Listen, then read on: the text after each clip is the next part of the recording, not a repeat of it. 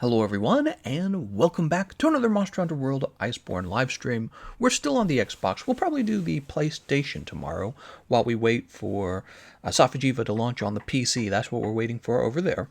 But yeah, we'll probably do some PlayStation tomorrow. Tonight we're going to be testing the Evade Window and Evade Extender skills. So you guys have probably been watching over the last week, maybe week and a half. I've been putting together a lot of defensive builds where we don't really worry about damage output at all, and we mostly worry about putting together our best defensive builds to try and understand the defensive skills a little better. And that's because when it comes to understanding like the build, I guess meta, you do a little air quotes. You can't see my air quotes. When you talk about the build meta, we mostly talk about damage, and that's because we almost always compare everything we do to what speedrunners are doing. And I'm going an opposite approach here. We just want to know what the best defense is, and I think it's useful. I think especially for people who are new to the game or people who maybe don't really care about how fast their matches are, this is all useful information. All right, so yesterday we had this build. It was pretty successful, actually. You guys will remember my wife fought Tempered Rei Zhang and won. And this was the build. It had defense boost 7 and heroics and fortify on it. Although the question is, could she have won with just health boost, divine blessing, and fortify? Did she really need defense boost 7, and did heroics really help? Those are things it's harder to know. You would have to keep playing again and again and again. Today, let's figure out how well we can play with the Evade Extender. So I think the weapon that I would like to test this out on is definitely a switch axe. I'm not very good with switch axe, I'll be honest about it. But switch axe is a weapon where I always struggle because it has a hop rather than a regular roll. Well, some of its evades are hops. And then if we were trying to put on the best defense, I guess the first thing I'd want to know is, are there any pieces of armor that are especially good for Evade Window and Evade Extender in Monster Hunter World Iceborne? How's it going, guys? Hey, hey, hey. That's right. How's it going, Thumber World? Evasion, TGE, how could you? Who here remembers Taylor Momsen? What? Evasion meta, that's right. Let's go ahead and talk to the smithy, and we're going to forge armor, and then we're going to sort. Doo-ba-doo-ba-doo, doo-ba-doo-ba-doo. Let's see. There it is. We're going to check Evade Window first. Ah, Kushala, huh? That's just okay. Nargapuga. That's just okay. Legiana. Well, there's Evade Window and Divine Blessing. It's kind of interesting. Nargapuga again. That's not bad. Safajiva. Safajiva has Evade Window. That's pretty good. I like the Safajiva helmet. Oh, this won't be as useful, in my opinion. The max might. Wait. Okay, so it's the head. So the head actually is pretty decent. Safajiva Alpha. Makes me wonder if we could do a Safajiva setup. Do they have Evade Extender as well? Well, we could run 2 levels of Safajiva to pick up Evade Window 5, actually. Kushala, Safajiva, Duffel Penguin Mask, 5 per Tobi Kadachi, and that's going to be it. So, most notable was Safajiva's armor set, which gives you more damage. The set bonus skill gives you more damage, but it eats away at your health, which is interesting. Now let's try that sword again. We're going to go for Evade Extender.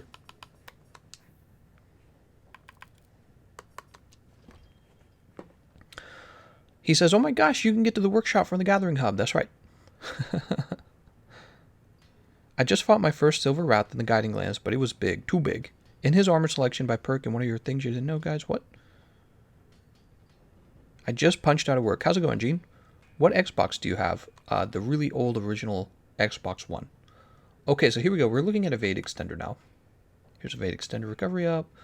Don't expect these lower level ones to be very good, but Kushala might be good. Nah, neither. Well, that one's okay. Evade Extender, 2 levels of Handicraft. If you had to have Handicraft. Shrieking Legiana, huh? Let's see what you got. That's just okay. Okay, this one's actually pretty decent right here. 2 levels of Evade Extender, the Giant Decoration, and the Large and the Giant Decorations. That's what I'm trying to say.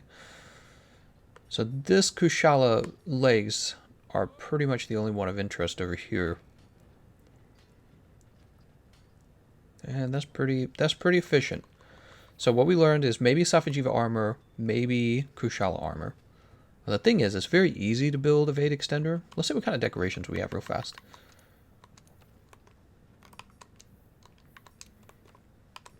Very easy to build Evade Extender.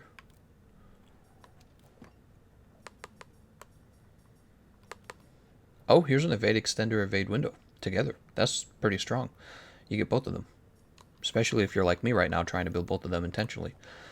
Okay, so it's looking like we would be able to build both of those. The question then becomes, what do they really go with? Evade Window, Evade Extender. Well, if you're going to have those on your build, you don't really need other forms of defense because the goal is to just never be hit in the first place. So probably Evade Extender, Evade Window, Health Boost. Maybe Divine Blessing? That's a big maybe. I feel like Health Boost, Divine Blessing are sort of a unbeatable pair. They're just way too good for survivability. They're way too good. I'm trying to think of what else, though.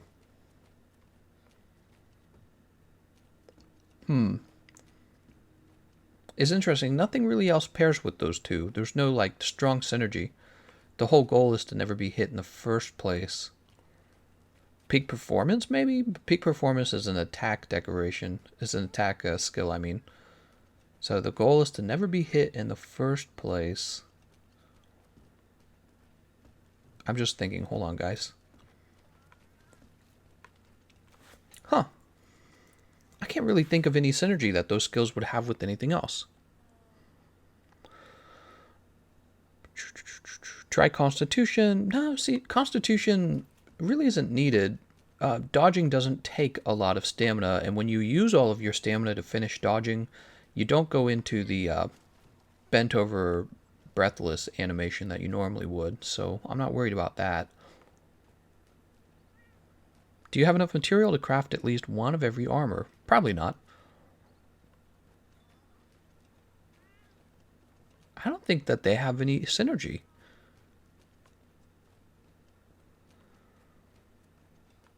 So Evade Extender, Evade Window have synergy with each other, probably, because it makes your roll really good, really effective. But in terms of other defensive skills, you know, when we were doing like Super Recovery and Defense Boost together, that makes a little bit of sense, because Defense Boost is going to reduce how much damage you take, and then Super Recovery is going to help you recover some of that health anyway, so it's like a combination. That's why we call it synergistic. They're stronger together. I can't think of anything that pairs with... I can't think of anything that pairs with Evade Window, because the original point of it is for you to never take damage. That's the original point of it. You dodge through everything. Peak Performance would have synergy with Evade Window, Evade Extender. That's one. And that is definitely an offensive skill. Speed Eating, Stamina Surge, Tool Specialist, Coalescence, Crisis. Crisis actually is interesting. You're right.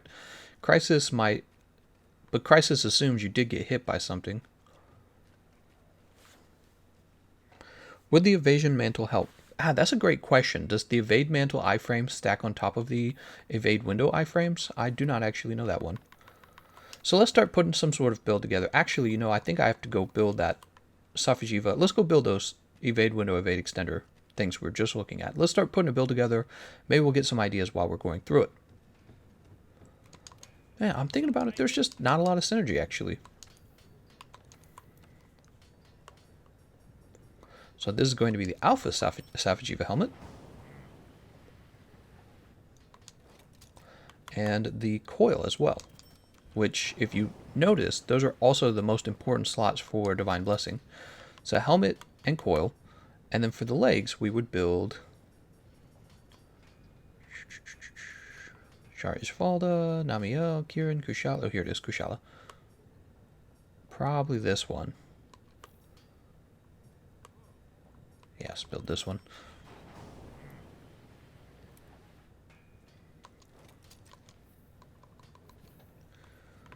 Alright, so we end up with the Evade Window 4 and Evade Extender 2. And the question after that is, what other defensive skills would you want? Let me go through my decorations. I don't know, man. Hard defense doesn't make sense because you would never want to take damage in the first place on a build that's good at evading. Expert Blaze, Frost Venom, Artillery Sleep. Ooh, what if we skipped Health Boost and we took Guts? Oh, that'd be interesting, wouldn't it? I think that would actually be pretty interesting.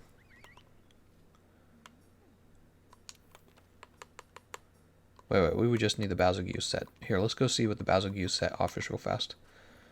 Think about it for a second, guys. So we run with no health boost, but we do run Guts, and then we eat for Moxie. We would have 2 procs of Guts, low health, and basically we would run with no health at all and just see if we can dodge everything. I feel like that's... Well, we'll just see. Let's just screw around, guys. That's the point of this. We're in uncharted territory here. We're here to screw around and see what happens. If we don't like it, we don't like it. We can always try again. So we're looking for... Who are we looking for? Basil Poop. We're looking for Basil Poop. Here it is. Helmet's going to be Earplugs and Blast. The chest is going to be Guard, which we don't need. Here's Crit Draw, which we don't need. Here's Bombardier, which we don't need. And here are Earplugs Jumpmaster. So none of these are going to be good. And we have open slots for these 2 right here. Why are these so bad? What do we need for the helmet? Earplugs, Blast Attack. See, we're wearing the Sophagiva helmet already. That's really good.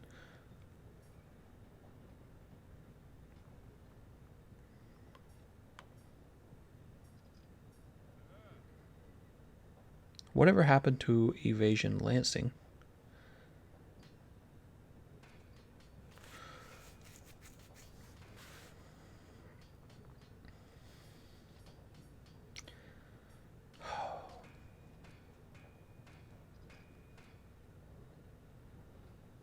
Oh, Dylan says there's the Guts Charm. You're a lifesaver, Dylan. Dylan's the man. He's the man with the plan. Here we go, Guts Charm. So we got the Guts Charm on, and we're simply not going to build any sort of health regen. I'm sorry, we're not going to build health boost. We're not going to build Divine Blessing. I guess what we would do now is build offense. I mean, I don't really see... I guess that would recategorize evasion, evade window and evade extender. They don't seem that defensive, actually. So let's see. Well, we could go for Crit Eye and get that Divine Blessing going. We could get one more level of Sophagiva would give us the Sophagiva skill. So evade extender, Sophagiva, and we got these 2 open slots here, huh? That's Blight Crit. Here, let's just put those on for now. So we've got 1 level. We've got the what do we have? It's called Dragon Vein Awakening. And now the question is, if we had to give up a chest or an arm piece, what would we give it up to?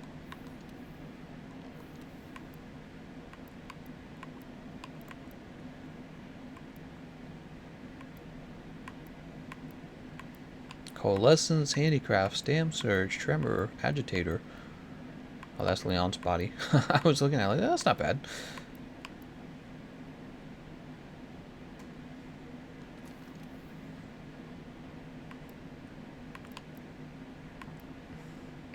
Guard, Speed Eating, Latent Power.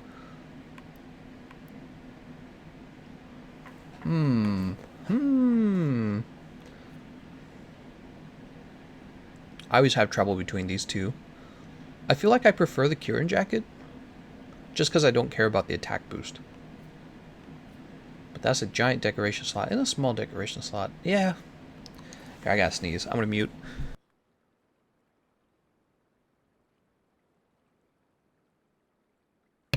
Ha! Imagine having to sneeze. Terrible. Does Health Augment work with the Sophagiva armor? It does, but you wouldn't want to use it because it would get rid of resentment. Speaking of which, do I have good resentment? I don't know if I have good resentment.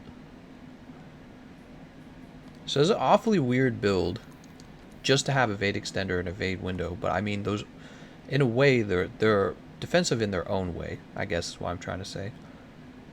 Let's go ahead and start putting everything together. Now we want to fit a ton of offensive skills onto this, I guess, I don't know, it's a weird thing. It's definitely a mix.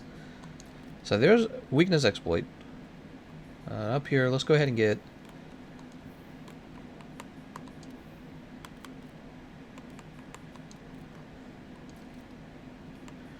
There's crit eye. I know we can get crit boost in.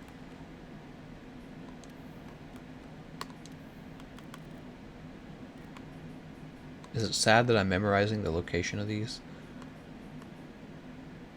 Let's not do that yet. So we need one level of evade window, one level of evade extender, huh? Let's see what we can get for those. Those should be priority, shouldn't they?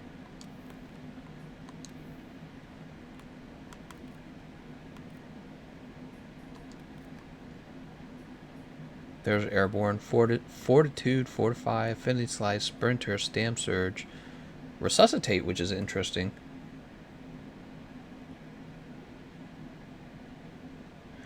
Does this stack with the Evade window, I wonder? I mean, it has to, right? Otherwise they would have made the decoration. Alright, so I feel like Crisis is one of the very few decorations that actually does synergize with Evade window, Evade extender. Alright, we're done with that. Let's get this crit eye then. So here's what we're looking at. Let's go ahead and get this level of crit eye in.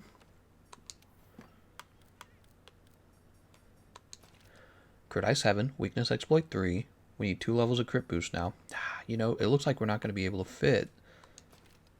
It looks like we're not going to be able to fit resentment. Which kind of reduces my desire to have the third piece of Sophijiva armor. So think about this. We could have that level of Sophijiva armor. You know, we could get the Dragon Vein Awakening, but if you don't have resentment, isn't it just kind of risky? You're getting a little more damage. You're not getting all the benefits of resentment. You know what? Here, let's play with. I tell you what. Here's what we can do. We'll play Glider Mantle. We'll keep the build as is. We'll play Glider Mantle. We'll get resentment in here. Then it would make more sense. Alright, we got one Fura decoration, and up here we'll get some... Wait, how are we doing? Oh, we don't have handicraft. Oh, darn it. Well, it doesn't matter. We don't have Master's Touch either. No Master's Touch. Let's see. Alright. So what does it look like now? Resentment 4. We have room for one more skill.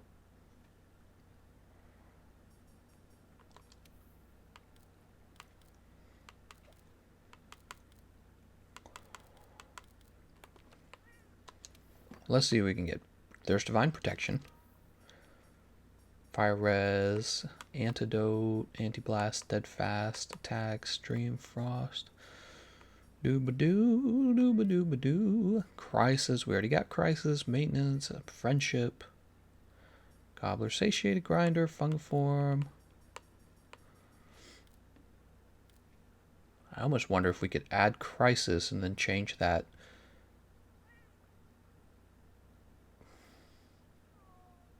I have a moment to think about it. So if we throw Crisis in here, and then this is Jumping Expert, right?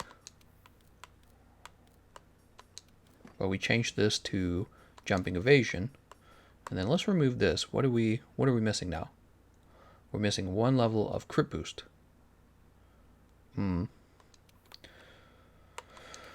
Oops. Let's do a search for crit boost. Crit eye, I mean. Did I say crit boost that whole time? I meant crit eye. You know what I meant. Shut up. There's Fortify now. Resuscitate. Wait, what? Oh, that's Crisis. Duh.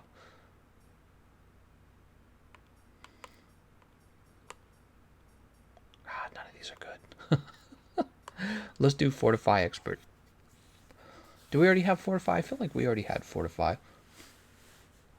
Okay, so we're running no health boost at all, and we actually have a lot of damage on the build, which wasn't the original goal, but that's how it worked out. And the reason for that is because we're expected not to take any damage because we're going to dodge everything, right? Easy. Well, you can't dodge everything?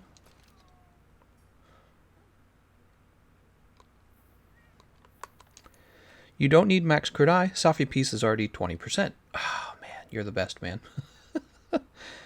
So Safi Jiva is going to give us 20%. We're going to get 50% from... So 20% would bring us up to 65. Hold on, I'm doing it wrong. So let's think about it. So weakness exploit is going to give us 50 on a weak spot, and then the Dragon Vein is going to give us another 20. That's going to be 50 plus 20. That's 70. We need 30% more. Is what he's saying. So we don't need this much expert.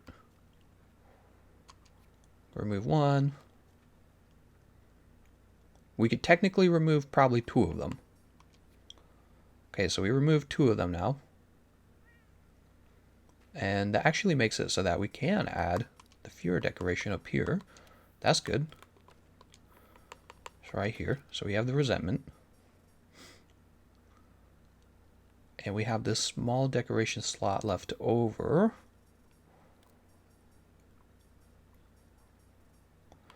I don't know what to put it toward. Do we already, you know what? We don't have Fortify. Let's add that Fortify again. I don't really like running Fortify, but who knows. Fortify on a defensive build doesn't make as much sense to me because you're just supposed to be able to survive everything, but we're just screwing around. Challenger. Let's throw in Challenger. On the Rocksteady, I don't know what I want to do. Maybe just 2 levels of maintenance to help us get the glider mantle back sooner. You only need 25% since the weapon has 5%.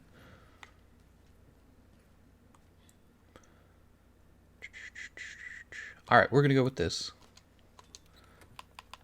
We need to go give it a spin now, don't we?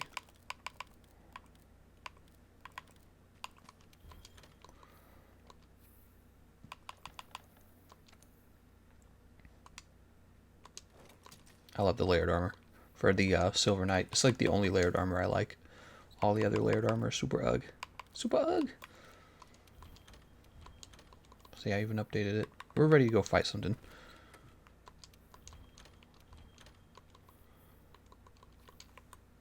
I can't think of any skills that give you more evasion either, right? Like feline food skills.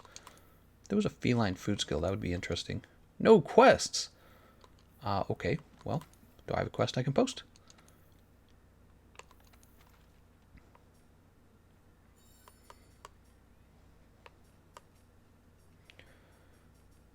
Well, let's try it on Kieran. Why not? I think that's fair. I have a feeling already that this is not going to be as good as when we were playing the defense boost setup. Guess we'll go with the tack up large then. Pierce Heavy Bowgun destroys Tempered's energy. Hey GC, how's it going? How's it going, Parker Riggs? How is it going? How's it going for all of you guys? Thanks for joining the live stream. We're finally ready to go fight a monster. I know first we had to put together an interesting build. I don't really know how I feel about it yet. Hopefully it does well. Phoenix says, have you tried pairing Evade with dual blades? I've heard the Demon Dash is short enough that Evade 5 basically makes you invulnerable over the entire dodge. Yeah, a few of you guys have mentioned that Evade window feels good on the dual blades, but actually did you know that the what is it called again? The Demon Dash is already pretty good. That's one of the reasons why it feels so strong when you dash with it. Where's that? There was that infographic you shared with me, fan. Let me go look that back up. You shared that with me. Where did you share that? See, I do look over the stuff you show me. Doo-ba-doo-ba-doo, doo-ba-doo-ba-doo.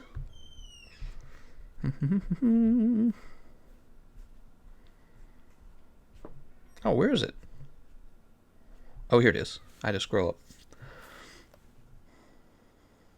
Oh, you know what? The Demon Dash doesn't start up better. I'm sorry, it doesn't have way more iframes.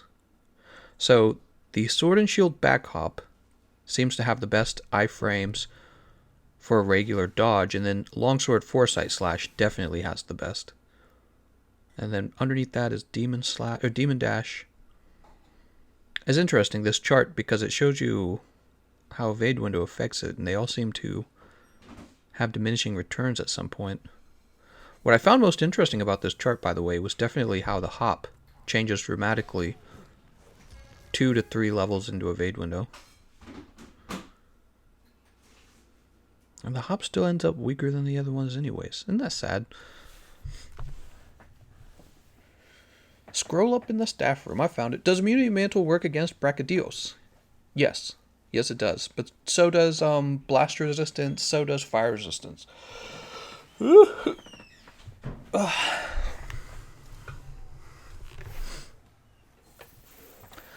So we got the super evasion. Look at all that evade. Let's jump up here.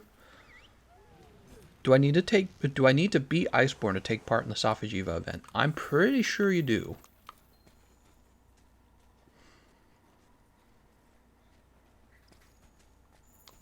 Grab this footprint.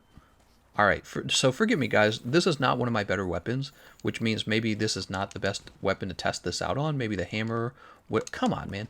Maybe the hammer would have been a better choice, but we're going to try this anyways. I need some practice with this weapon. We're going to put on the glider mantle.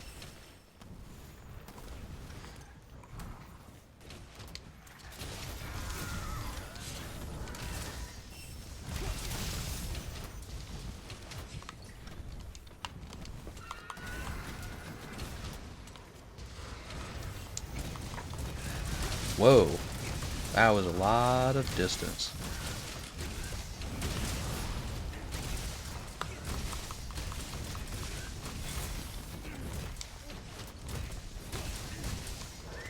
Huh? Woo! Oh, did you see that? Guts activated immediately, man. Where'd he go?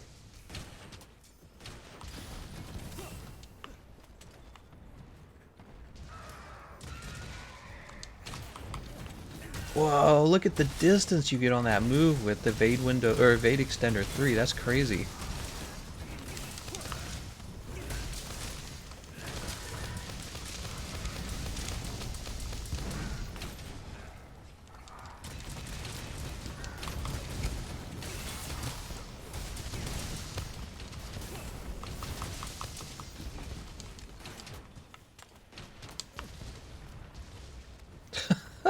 So I had Guts activate like in the first few seconds of the fight, it feels like.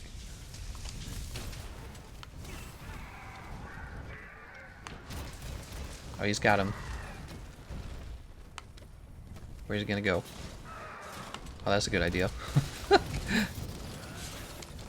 Oh, did he kick him off? No, he didn't.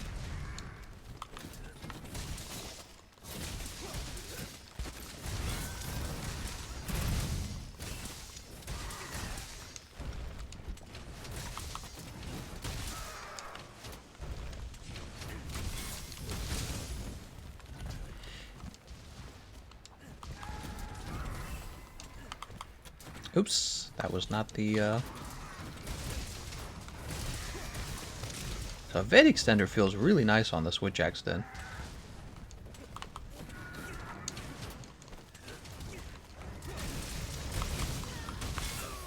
Bruh! How did I heal? Oh, that must have been from, What is he doing? I think he's just holding on. I think he's trying to cheese him, but... It's not a big deal. Here, let's keep going.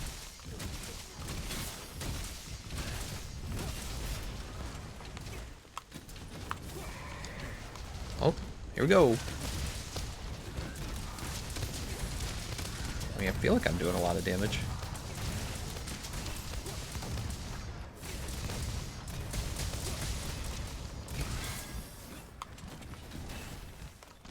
Oh, he's exhausted.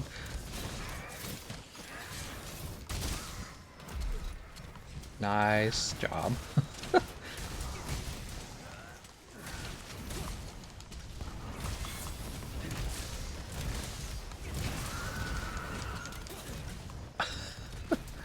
Instead of running Guts on a charm, you can actually get a useful charm skill and build HP 3 and freed up slot to stay out of one-shot range. Yeah, maybe. I see what you're saying. I think versus an actual tough fight, like, let's say Tempered Rei Zhang or Tempered Kirin, you would probably get one-shotted by some of their moves. See, that's the thing. This is why, if you want to talk about... Yeah, I don't know. We'll have to see. I see what you're saying, though. You're like, ignore... Just build health boost. Ouch.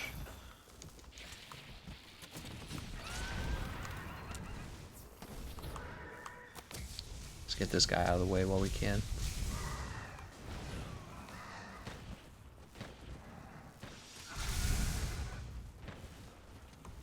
Oops. I did not mean to be in his way.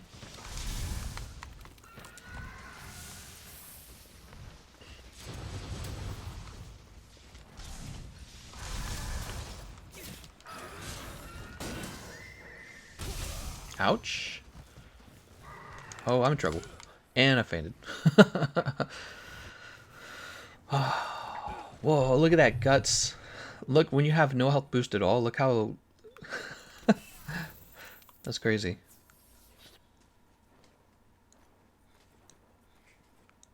Just want to say your videos are always nice and informative. Thank you for all you do. Oh, thank you very much, Skull. You guys want to help me get a few more likes on the live stream? What do you think? Can we hit 69 likes? 69 is like the ideal number, if you ask me.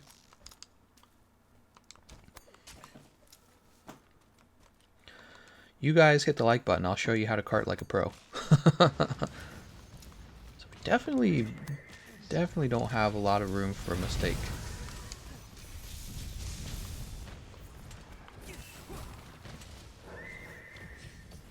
Scared to touch him, to be honest.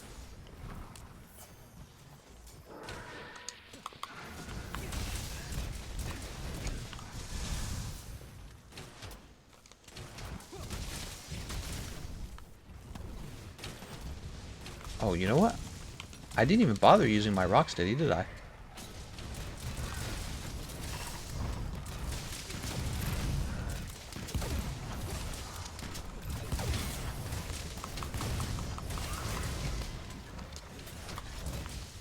Oops, that's not what was supposed to happen.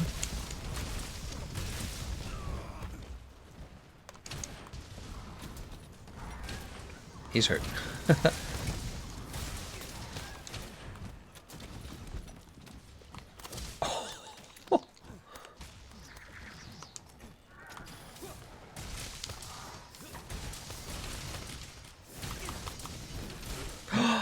I didn't know you could kill yourself from that skill. I figured that it would bring you down to 1 HP. I actually killed myself with the True Dragon Vein or whatever. The Dragon Vein skill. I'd never done that before. Dragon Vein Awakening. I'd never killed myself with that skill before because I guess I didn't believe it was possible. Gameconomist, does Guts have a cooldown? Not a cooldown, but you only get it once per turn. So there's that. Just wish there were good options for wide normal. You know what? So I'm going to add that to the list of things. 10 things you didn't know, because I didn't know that one. You'd think I would. It's such a simple thing to know, but actually I did not know you could kill yourself with the, like, literally kill yourself with the Dragon Vein. So I have a list. Here it is. I'm going to update that list. I guess I'd never tested it. I bet you there's a bunch of other people that's never tested it either.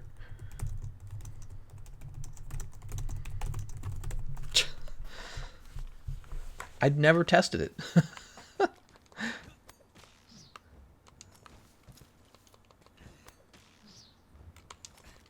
It's one of those things, man. You just got to play until it happens.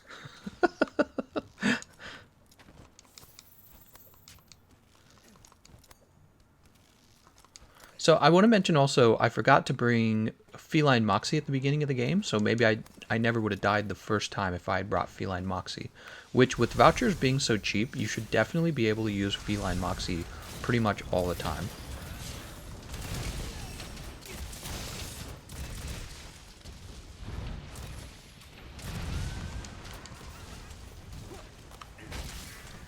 Oh, that was close. Alright. I did feel strong. I didn't feel like dodging was especially useful on a build like this because with a lot of the switch axes moves, you kind of get locked into place. So you're waiting for the attack animation to end and then you're allowed to dodge. The evade extender on the switch axe felt amazing. I might have to think about that more often. Evade extender. I mean, watch this, guys. Watch this.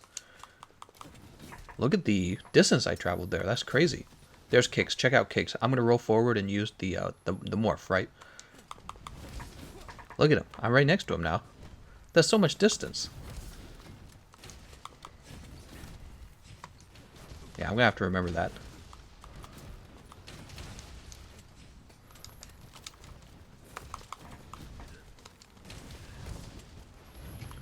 But evade window, I'm not sure about evade window. Maybe a weapon with a smaller commitment time during the attack. You guys keep mentioning dual blades. Dual blades might in fact be a better option here. I wonder if we could do a defensive dual blade setup. What are the best raw dual blades right now? I'm assuming they're the Sophijiva Blast dual blades. Are those going to be the best ones? Doo-doo-doo. Yeah, evade extender felt really good on the switch axe. Evade window did not feel as necessary at all.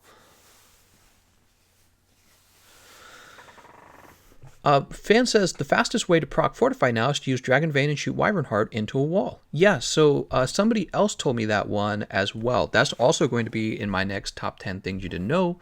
Somebody told me that one not too long ago.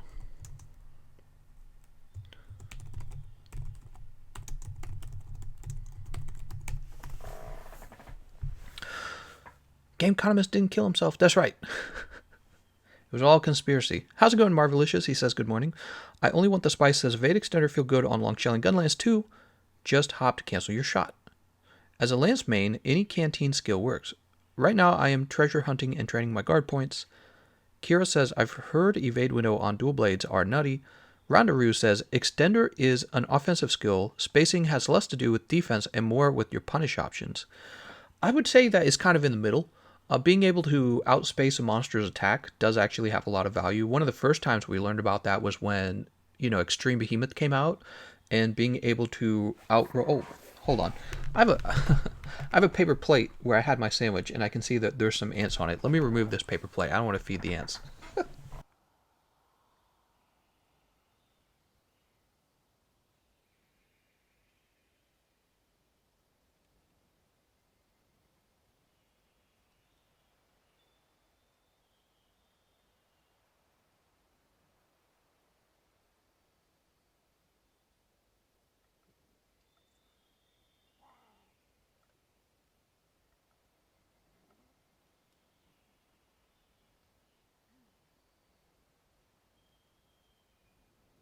Sorry about that. That was really random.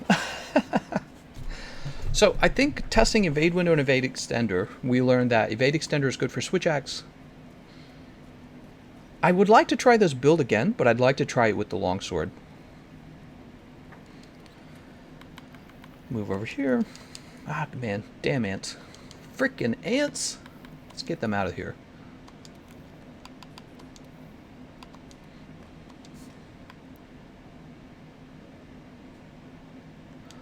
Alright, so we do have this. We're going to keep everything the same. We're going to bring a different weapon, though. So here's the build again. Crit Eye, Evade Window 5, Resentment, Crit Boost, Weakness Exploit, Evade Extender, Fortify, Resuscitate, Divine Blessing, Max My Guts, Agitator Tool Specialist. So with the Longsword, one of the reasons why you might bring all this stuff is because, you have the Foresight Slash. And giving Foresight Slash a huge eye window would make it pretty strong for dodging through everything.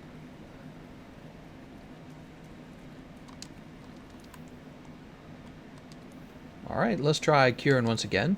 I think that was a good playthrough. Heavy bowgun, no shield, evade window, big brain, use it TGC. I have done that with the heavy bowgun already, though. Remember when Ciri came out? Remember, it was Geralt and Ciri. Those came out, and Ciri is actually half decent for like a bowgun setup if you wanted a full evade window and evade extender. And so for a while, I was trying out various heavy bowgun builds with the Ciri full armor set. In the end, I kind of figured it's too much effort. It's really not worth it. Just having a simple shield on your heavy bowgun allows you to put more of your thinking into aiming rather than to trying to dodge everything. It's one of the strong points of the heavy bowgun is you can just focus on aiming. So we're going to eat for Moxie, right? Here it is, Feline Moxie. So this time we're going to have Moxie and Guts stacked on top of each other, and the monster will need to break Guts twice in order to kill us. Kurua says, evade extender influences foresight. No, I'm sorry if I misspoke. I meant evade window. Evade window influences foresight slash. Cannonball says, I hope I didn't miss it, but how do evade window evade extender pair? Does one help the other or add iframes? They do not necessarily add to each other, but they're both affecting the same action, your roll. So your roll begins to become longer and your roll has a larger iframe. So it does kind of matter that your roll reaches further, right? Because one of the complex parts of dodging through an attack is whether you're out of the range of the hitbox by the time your roll is done placing you in a new area. Do you understand? So if you're dodging through like a very thick monster body, and you don't want to be tagged by the active hitbox of the body, you need to travel far enough that at the end of your roll, you're no longer touching the monster. So does evade extender extend your iframes while rolling? No, but it helps you outspace what's coming at you. At the same time, the other skill, evade window, does extend your iframes. So together, evade window and evade extender do make your roll more powerful, more effective.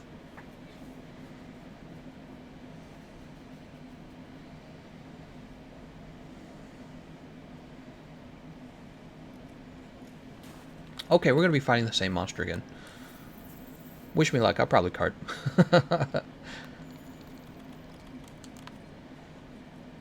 Doo-ba-doo, doo-ba-doo-ba-doo. Hey GC, what time is it where you live? It is 11:46 p.m., so it's almost bedtime. I mean, it's basically bedtime.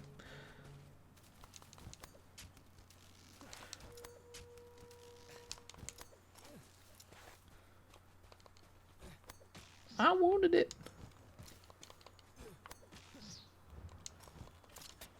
What? How did that miss?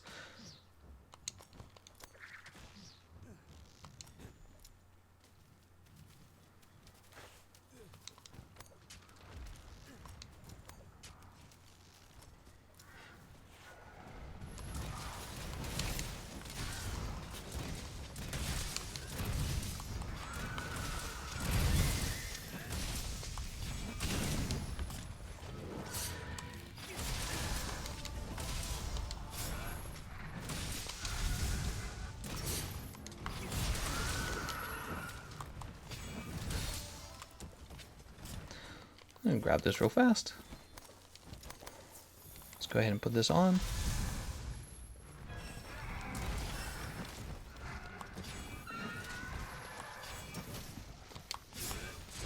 Whoa, did you see how far back we moved? What the hell?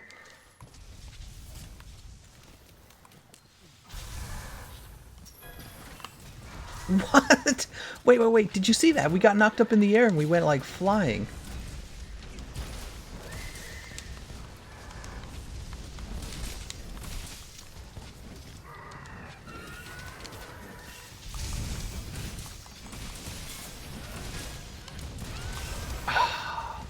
All right.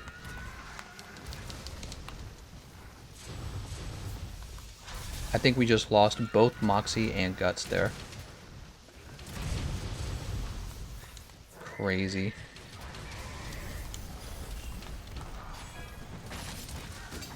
Whoa, okay.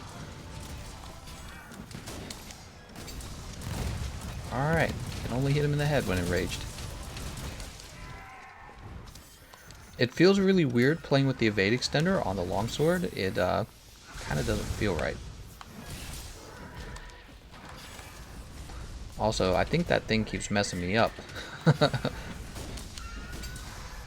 Dude, keep getting deflected.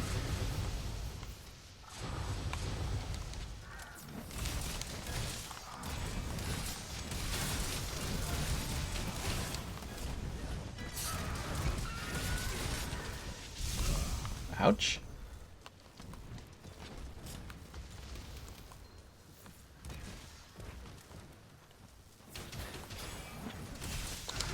And I died. I don't know, guys. Evade extender, evade window do not actually feel that defensive. I know I can run health boost, and I know I can run divine blessing with it, but the problem is I feel that being able to dodge through frames or dodge through attacks is definitely more of a high-end skill that you develop later in your Monster Hunter career. You don't start out good at it by any means. Actually, let's use the shortcut. You don't start out good at it, and then even later in the game, it's still pretty difficult to do, to dodge consistently, right? We'll jump up here. I'm thinking this is not what I would recommend to a player that is looking for an easy build, or a defensive build, or a new player build. Well, that's so cool when you go way back from that.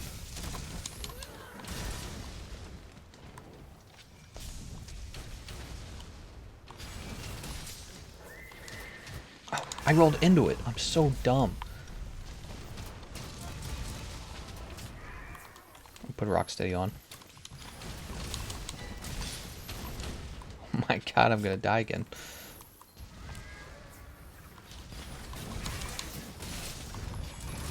I actually feel like I was doing a lot more damage with the switch axe earlier.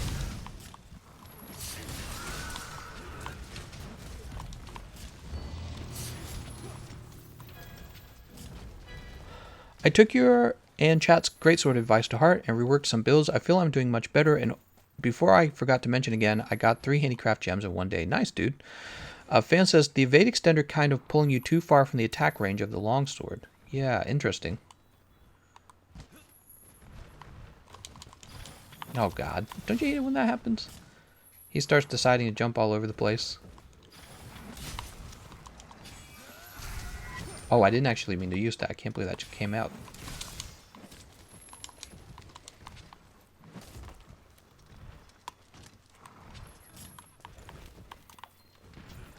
Poor Kicks.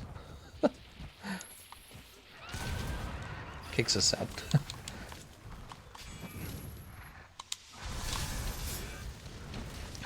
I gotta get better at using the Foresight Slash. What I meant to do is extend its duration by...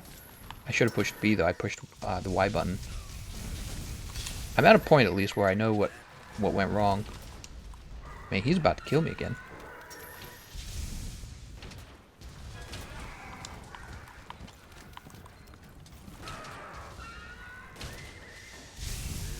Oh my dear lord.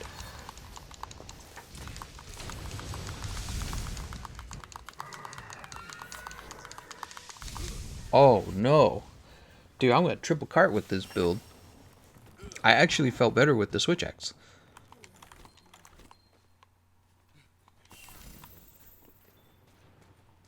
So there's 2 carts. Zimbabwe said. I felt like I was doing enough damage with the switch axe that at least I was helping contribute to like knockdowns and stuff.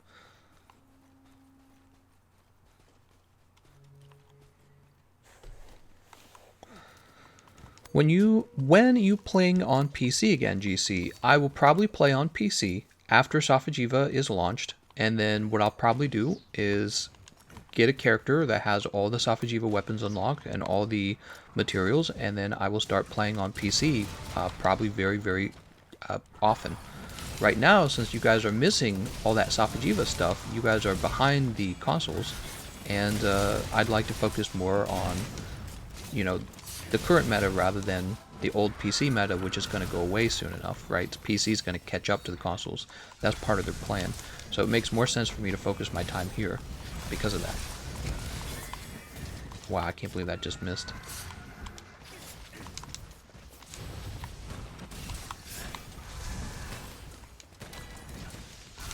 Dude, just not hitting any of my Foresight Slashes at all.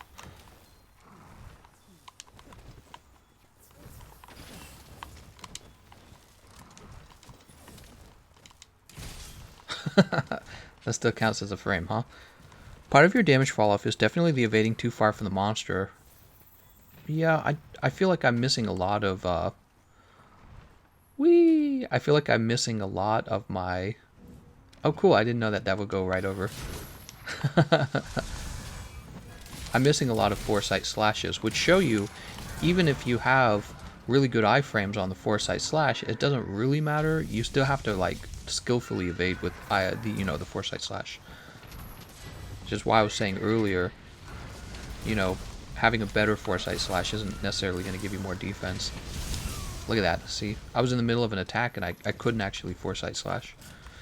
My guess is we should do one more build, but this time it should be with dual blades. What do you guys think?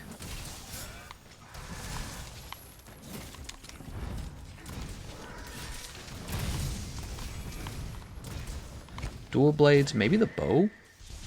Both the bow and the dual blades have an extremely decent dodge. Wow, I'm not even hitting him. It's really annoying, actually.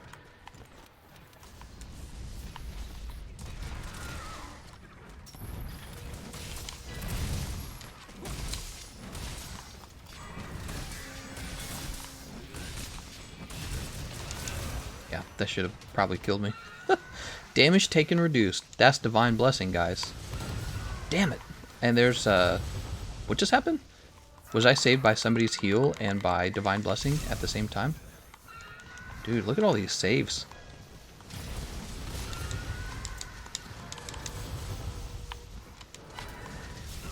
Oh my lord, dude. I'm gonna lose the fight for you guys right here because I'm not above guts. I noticed this is actually kind of tricky dodging Kieran with evade extender on because you will roll forward into one of his other attacks. You know what I mean? So he creates like a grid of electrical lines on the floor. Wow, I should have turned around using the bright moss. He creates like an electrical grid on the floor, and if you roll too far forward, you're still in it.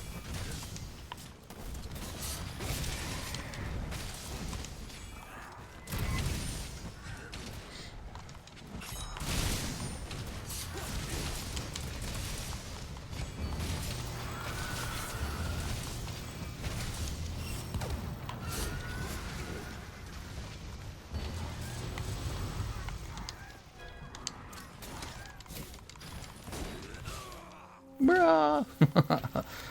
Somebody giving out those heals again. Also, I noticed that your roll is too long for his chessboard attack. You have so many hours, but yet you get hit by so many hits that newer players would get hit by.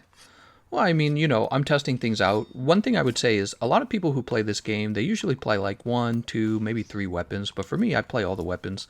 And so one of the side effects of that is that you're never really crazy good with one weapon.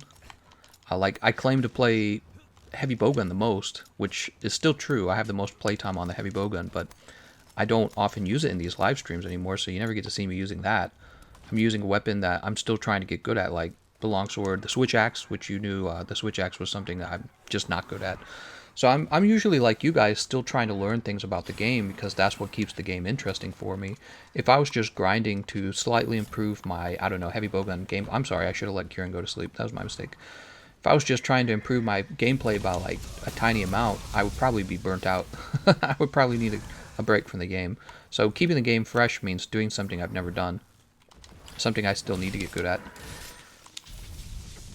Like, getting good at the charge blade or the sword and shield.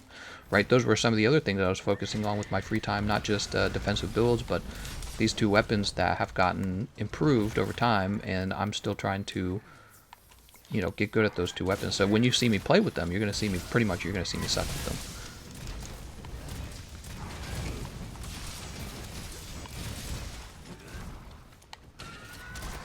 Oh, we're going to roll forward. Whoa, we almost still got hit by that. Well, the evade extender was useful right there. Did you see? It got me out of the range of that move pretty well.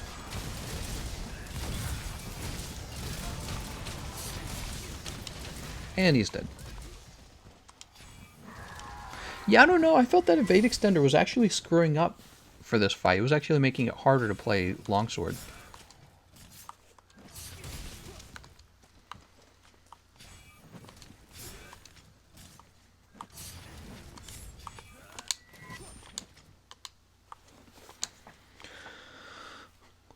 The problem I have with bow is I feel like I'm using a slinger shot. Just feels so weak compared to my main hammer. Well, definitely you might be using it wrong.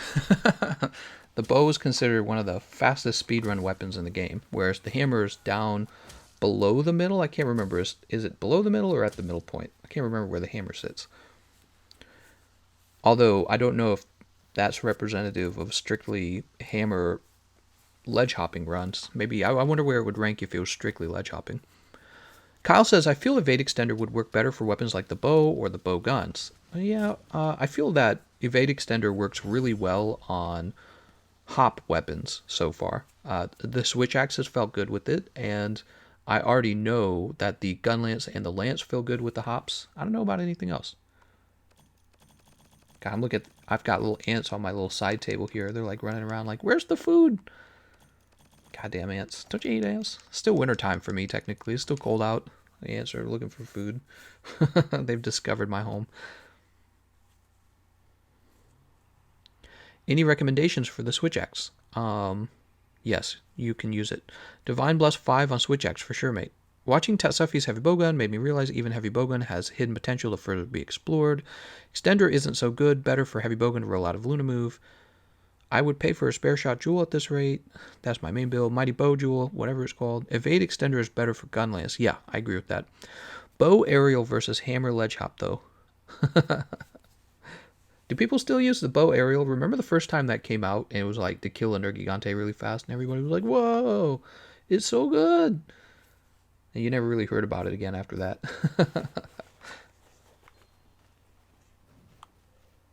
Alright, so I didn't like that at all, to be honest. Dual blades. Let's go grab some dual blades. I feel like dual blades will actually make good use of evade window. They're a low commitment move. Low commitment weapon, I'm sorry.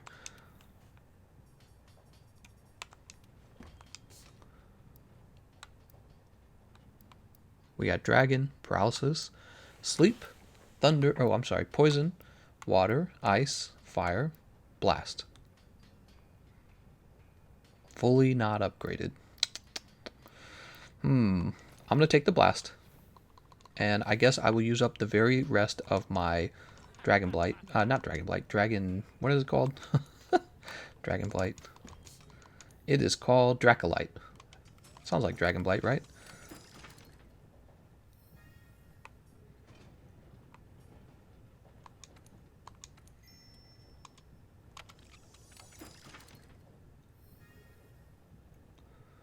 Yeah, we'll take it. Why not?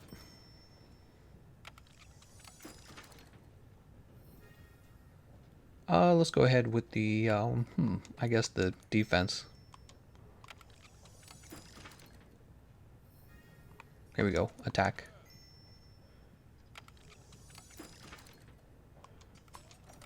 Man, those rigid Dracolite really give a lot, don't they?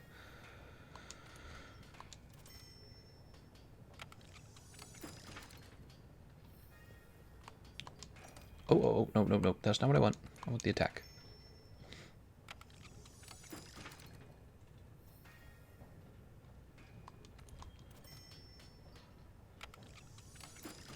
TGC Outpost quest. Oh, hold on. Let me upgrade this.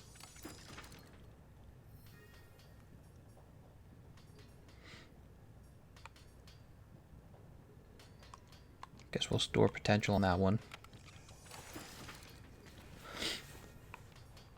Slot upgrade. Yeah, we're going to store potential on that one too, sadly. Oh, I should have replaced defense increase with attack. I'm so dumb. Dude, I'm so dumb.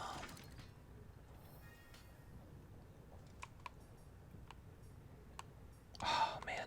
Come on. We only have a few more of these, so they got to give me something good. Here we go. So we're going to start upgrading attack. There's attack increase 4.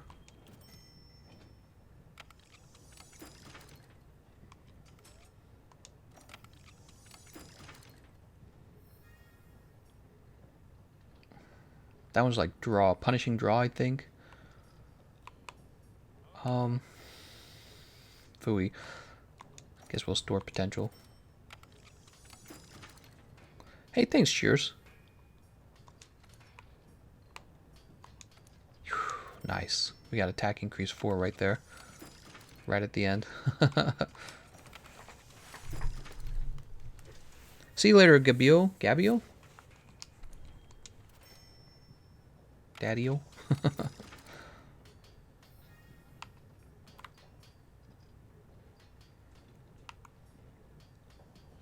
don't remember what Devil Joe does.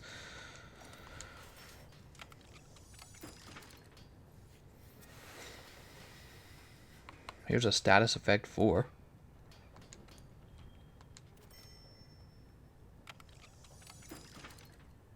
Alright, last one, everyone. See you later, Sync. Affinity increase, Burieth Hidden Art, defense increase, so none of these. I mean, I could potentially take the affinity increase.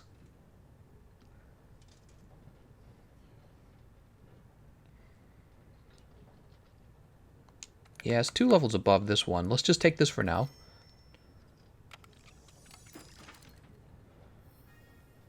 Glavinus, no. So that's going to be the end, huh? I mean, unless this one last level. I don't think this last level gives us what we need. Nah, it doesn't. Alright. That's going to be it. So we got status effect, sharpness increase, attack increase, affinity increase, attack increase. So that's what we're stuck with because we don't have any more Dracolite. That is what we are stuck with. It's not ideal. It's not what I would choose. And it looks like we need to throw on the crit eye decoration.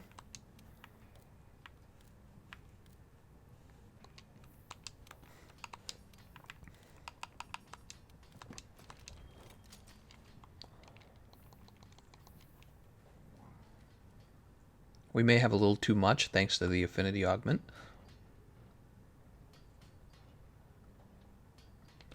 And actually, we would want a new skill as well called Marathon Runner, wouldn't we?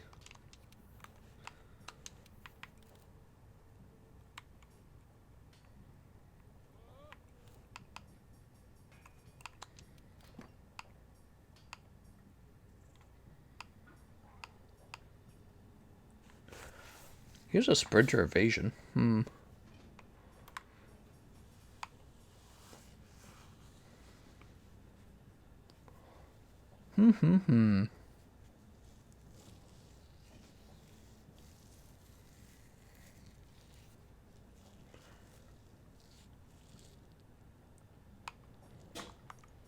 Oh, there's the... Let's do Sprinter Expert. Elemental dual blades, bruh, where are they at?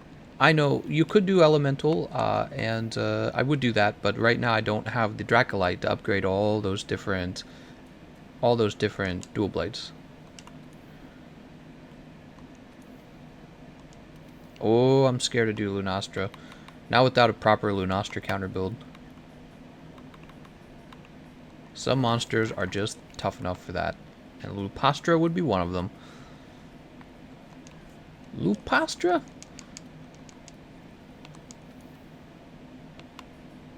Here's another Kieran. Let's go for that. Kieran, I like Kieran. It's not the most difficult Elder Dragon, but it has plenty of very hard-hitting moves. So this gives me a way to test those hard-hitting moves on a defensive build very easily. I like that. I like it. I'm over it. Manage items.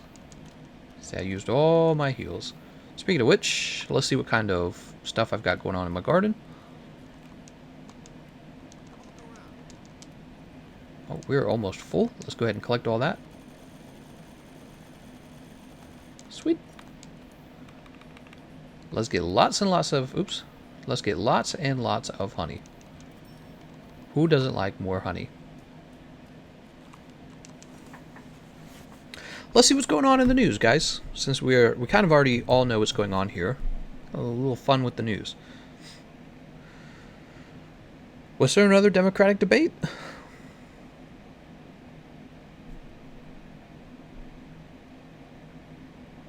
Wait, was there another Democratic debate? I don't understand. Democratic debate highlights. Candidates talk over one hour. Oh, Bloomberg was there again, huh? Huh. Crazy. United States soldier in South Korea tests positive for coronavirus. Oh, that's sad. 7-year-old girl dies during surgery to remove her tonsils, reminding us all that removing tonsils is actually still dangerous. That's really sad.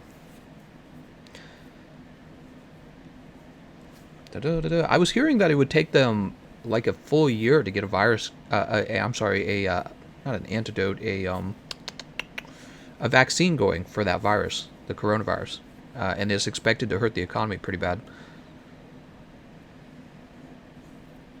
Biden and Buttigieg tried to make the case that Sanders being the nominee would hurt Democrats running for Congress. Sanders defends his past praise of Cuban social programs. Wow.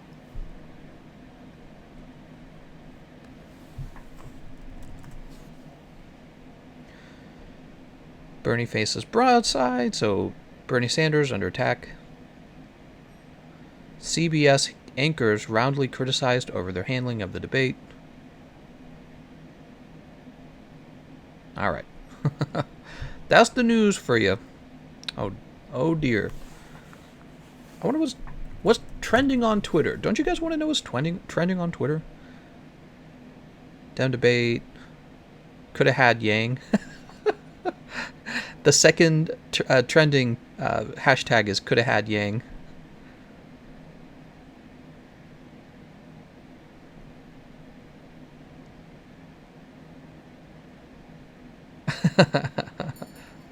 Could have had Yang. That's pretty funny. How's it going, Chad? Quick-witted Alex Jones, 2020. That's right. Quick and Chad and Alex Jones are on the ticket, guys. Vote fast. Vote now.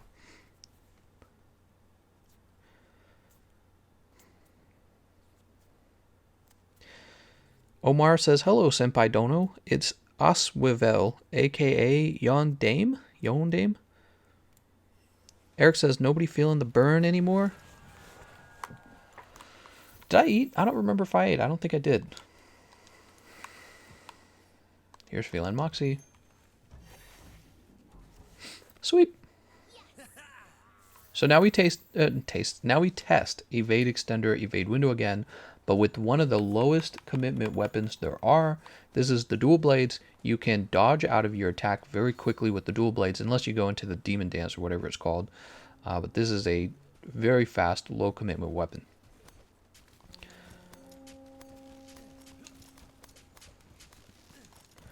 Bernie Sanders.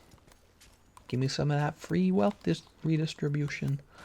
I want some of that free stuff. It's all free.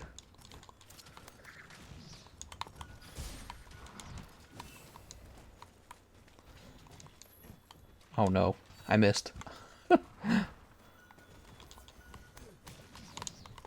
Anyone who is not a Bernie bro can get out of my live stream right now.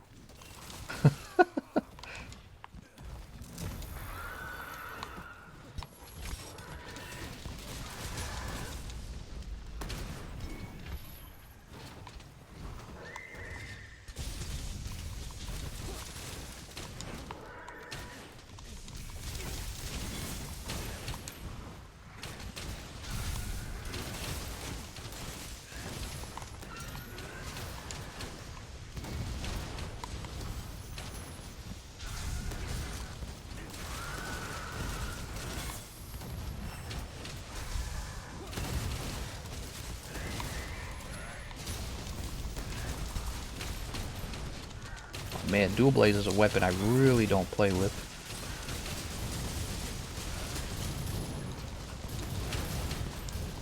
I'm just getting flint shotted.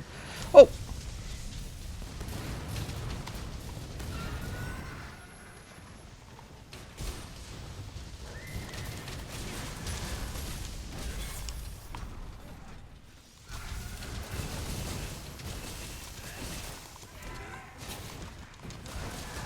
Ouch.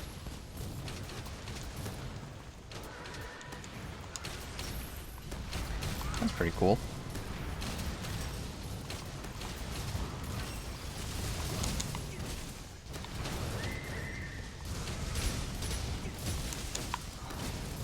Ooh, this won't kill me, will it? Oh, thank God. Let's go ahead and heal.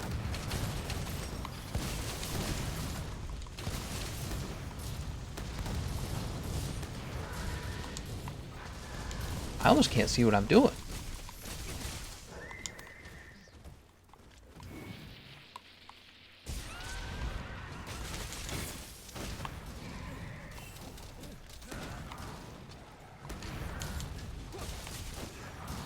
I did not mean to push that button. That was a mistake.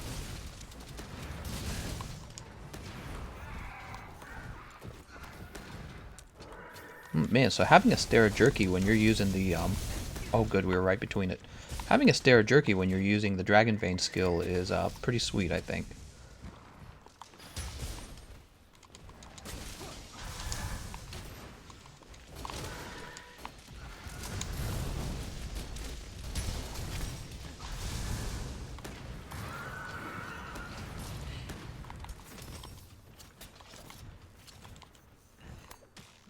So far, my experience is way, way better than the other weapons. Oh my god, I'm loving this. You guys seeing this? Look at me float. And you can grab the wedge beetle while you're floating. What the fuck? Look at this. Shoop.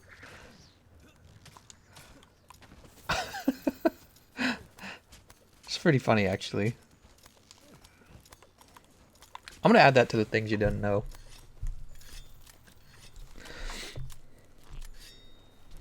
I mean, you would discover it pretty easily, but it's still pretty funny.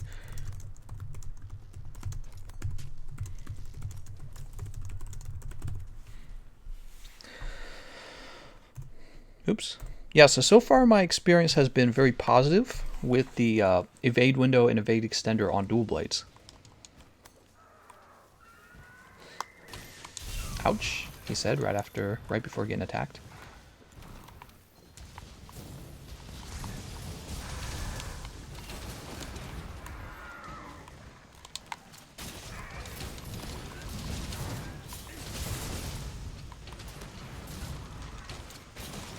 Please don't kill me. Please don't kill me. Yeah, I got him.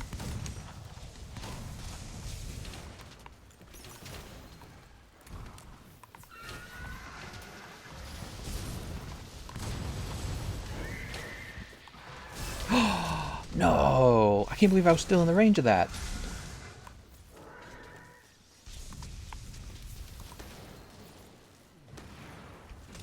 So that's Feline Moxie kicking in. I actually could have easily dodged that, I just didn't feel like I needed to.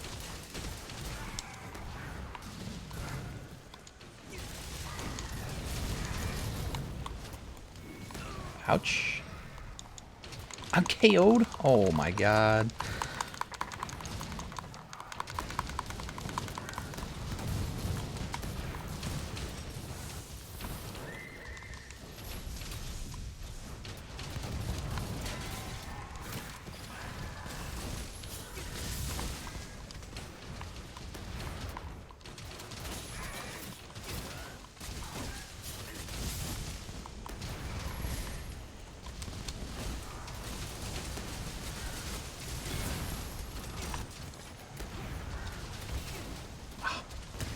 I'm just out of the range, I'm so dumb.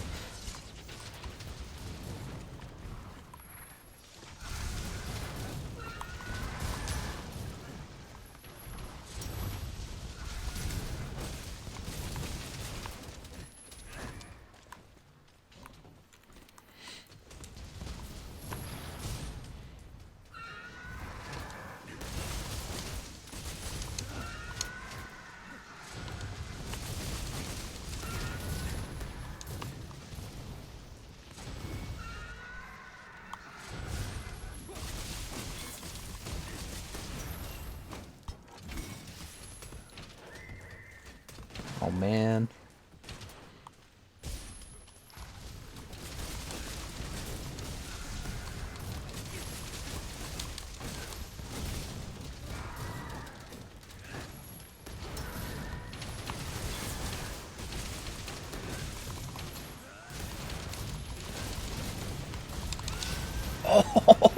Oh, surviving with guts, man.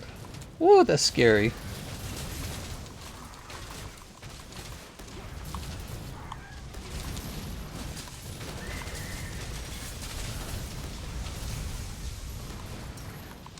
Let's go ahead and take this off.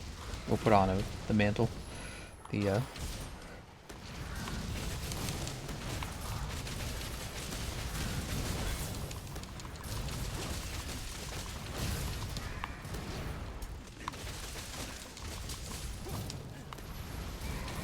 Remember, guys, dual blades was like ranking near the top. So what did it go? It went heavy bowgun because of spread shot, obviously.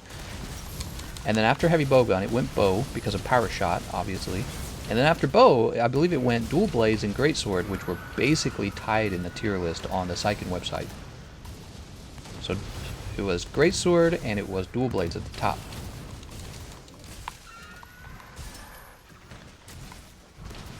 And you know, the list could be a bit skewed. The list won't be 100% perfect, but the thing is, it's kind of a good estimator for damage output on the weapons, potential output.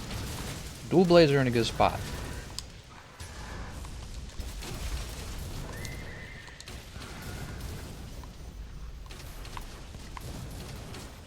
Surprised we haven't killed him yet.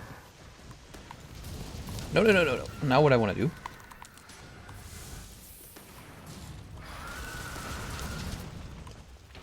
Wow, okay, so he's going to the next area. Ranged weapons for sure take more melee damage, but less beam laser. What? Just for curiosity's sake, because when trying Outlands, I feel like I receive much less damage even when not blocking. No, that's not true. You do receive the same damage as other weapons do. You'll receive less damage than a ranged weapon. Ranged weapons have less defense. Ooh, I should make that one of the things you didn't know. I bet there's people out there that don't know that. There's so much stuff, so much information in this game. Little bits of information. Wait. Where is he? Where is he? It says he's 90 up.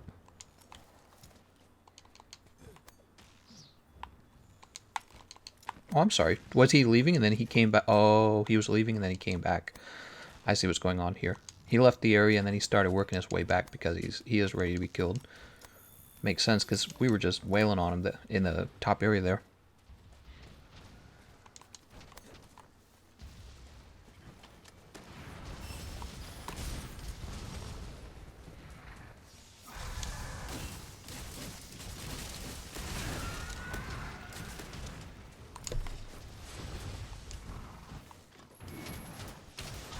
So definitely if you're going to run this, you want to have enough marathon runner.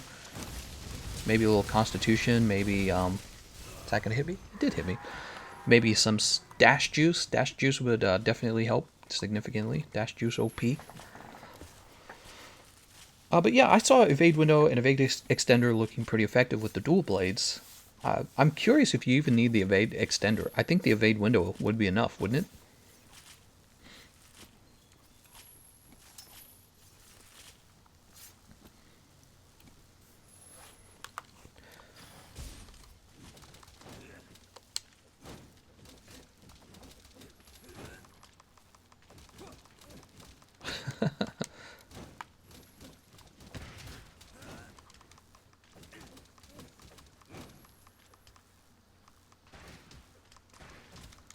Were there any serious dual blade weapons in the real world, like historically for humans? Like, most serious weapons were you had a dominant arm and then you had a pivot arm, right? Let's think about it. Yeah, you would lead with like your right arm and then you'd control with your left arm. I don't think there were a lot of people running around with two katanas in their hands like they were straight out of the animus. I don't think that was a thing. I mean, obviously it can be a thing in a video game. But I don't think that people ran around with two dual blade knives. I've got two of them. Innate movement on dual blade is good enough. Window is all you need. Yeah, so interestingly enough, you might consider maybe 2 to 3 levels of evade window on your dual blades. So my overall impression of evade extender and evade window, I don't like it. Evade extender might be useful on your switch axe. It might be useful on your evade window might be useful on your lance and gun lance, along with the evade extender a little bit. Otherwise, this just does not feel like that important of a skill. It really doesn't. It's not like the other builds we had where it was literally you could just tank through anything and actually survive it decently. I'm going to ask for Tempered Rajang. I'm going to use that build we had yesterday. Oh no, did I just tell my thing to open up the keyboard? I think I did. Oh no, here's that slow loading keyboard.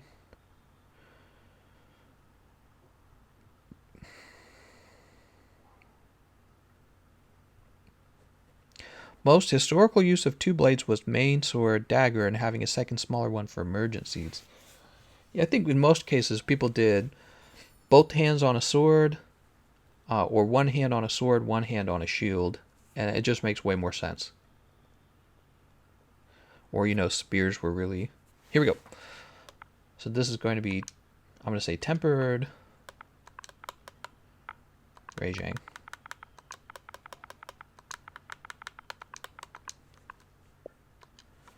Tempered Reijang. And I'm going to use this build that my wife was using. I'm going to try it out. Was evade window effective? It's hard to say. It is. Like, did it make it more likely that I dodged through stuff? Sure. But do I always dodge through stuff in the first place? Not really. No, I do not. Wait. What build is this? Oh, I guess I had it originally set up for the hammer. And then, I swapped it over to the greatsword for her. Because she never ever used the hammer before. She'd used the greatsword before. I remember now. Sweet. Available quests, investigations, hunt Reijang. Thank you, Willix. Reijang.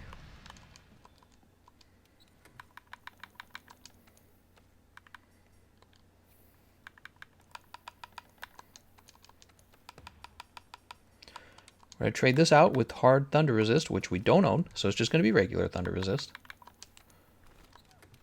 Uh-oh, we're running low on max potions.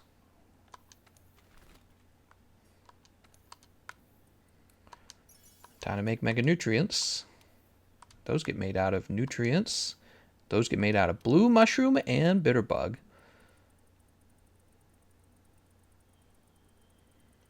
Gotta keep farming, everyone.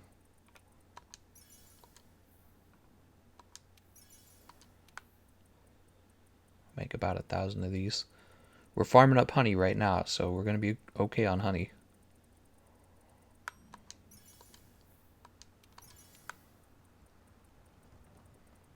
Make about 500 of these, because we have to also have the, we also have to have the mega nutrients for crafting more max potions. Alright, there we go. So we have about 500 of those now. I'm part of the wealthy elite, where I have a bunch of max potions. Therefore, Bernie Sanders should take some of my max potions and give my max potions to brand new players, even though I spent more time playing the game, which is why I have more max potions, but that's not what matters. What matters is that we're all equal. There we go. Bug honey. It doesn't matter if you're 60 years old. Let's go ahead and have this right here. Moxie, defense up large. Wait, feline safeguard. I don't know if anyone else did. Alright, here's my super meta defense boost 7. Defense boost 7. Oh my lord. You guys want to hear something? Listen to this. That's my energy drink.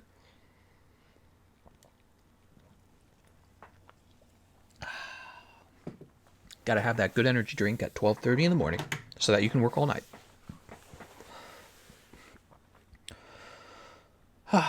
Joshua says, I just finished the storyline. Is Safi event still going on? Would love to farm for those weapons and armors. He will come back. I believe I've heard that he's coming back on the 5th of March. I think that's what I heard. I don't know if that's 100% true. You can probably look it up from their website. They have a website where they have all their schedules. You can see what's going to come what's the word I'm looking for? 3 weeks ahead of time. You can see what's coming out. Right up here.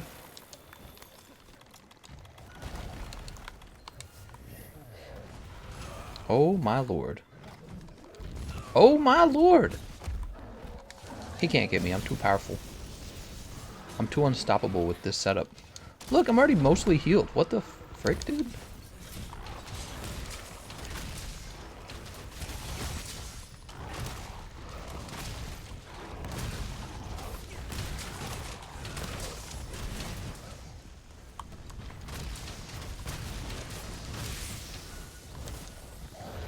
I ain't scared of you, bitch.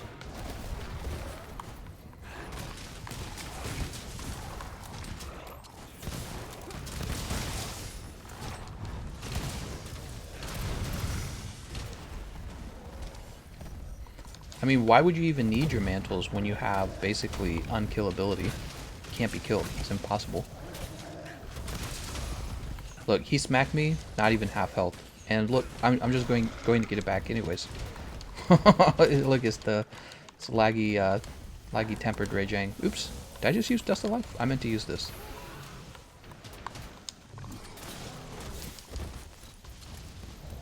Oops, okay, well, we're still going.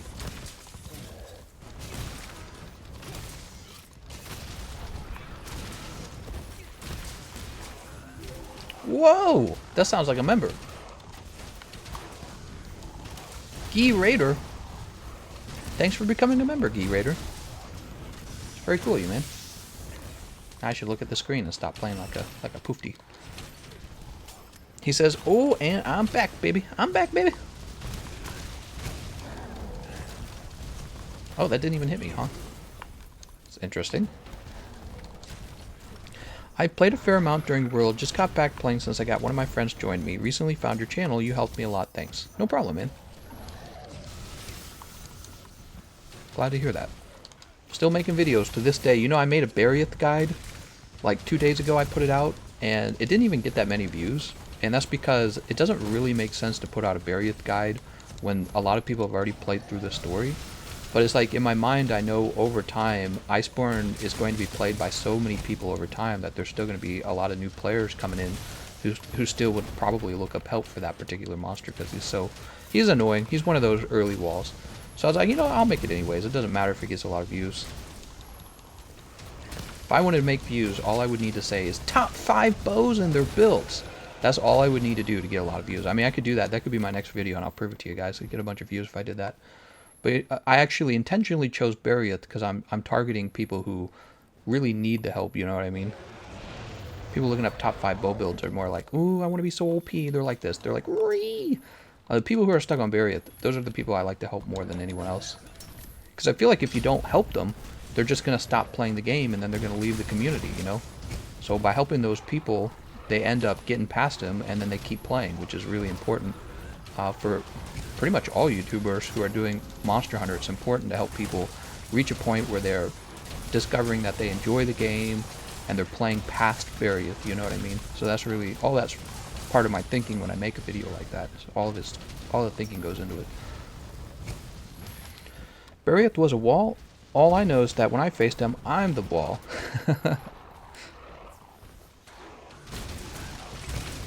Start smacking this guy. GB Thor says, is it possible to lure out tempered monsters, or is it random that a lured monster can be tempered? So that's a great question. The way it works is, if the area you're luring the monster out is high enough, he will be tempered. And if you need the non-tempered parts for that monster, you should be able to obtain them at the Elder Melder using the tempered parts. Correct me if I'm wrong about any of that information. It's a good question. It's something that I wondered myself. Oh my lord, what? I've been splatted!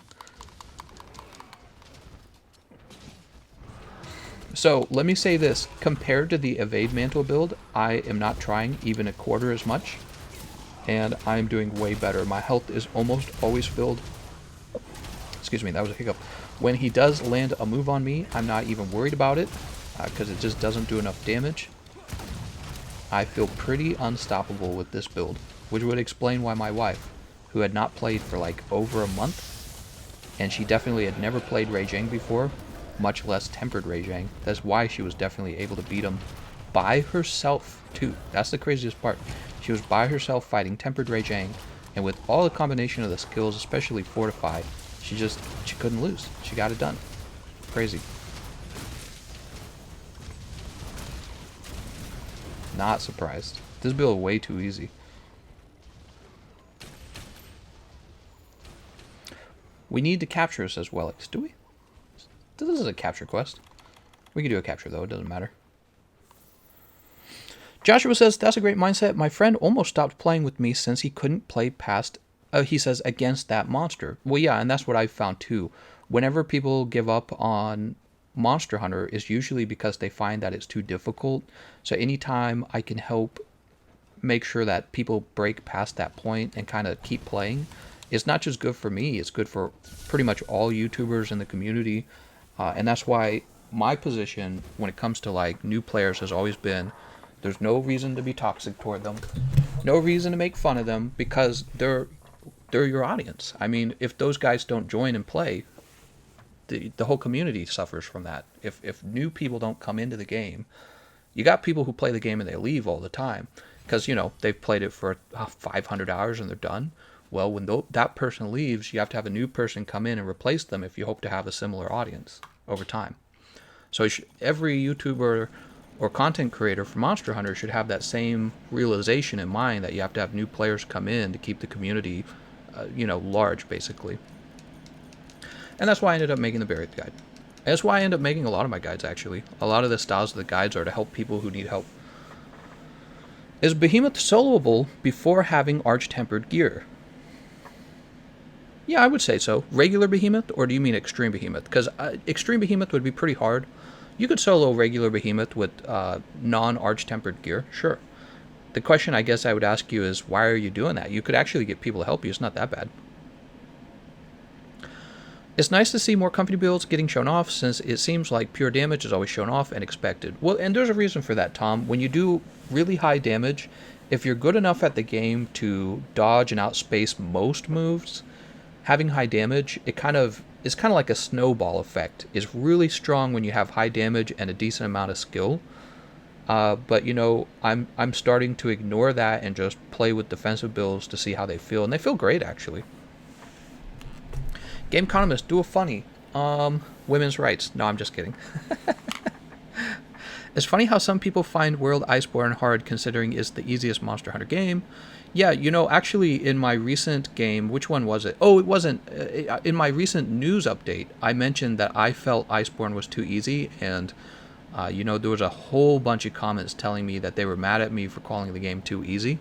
Whole bunch of comments like that, and I didn't know people even felt that way. I was like, how can you consider this game hard when you have skills like Defense Boost 7, Divine Blessing 5, Health Boost, Recovery Speed, Heroics, Recovery Up, you've got Fortify, you've got your cat can heal you now, you've got, you can revive you one time, you've got Feline Safeguard, you got Feline Moxie, you've got all these means to stay alive.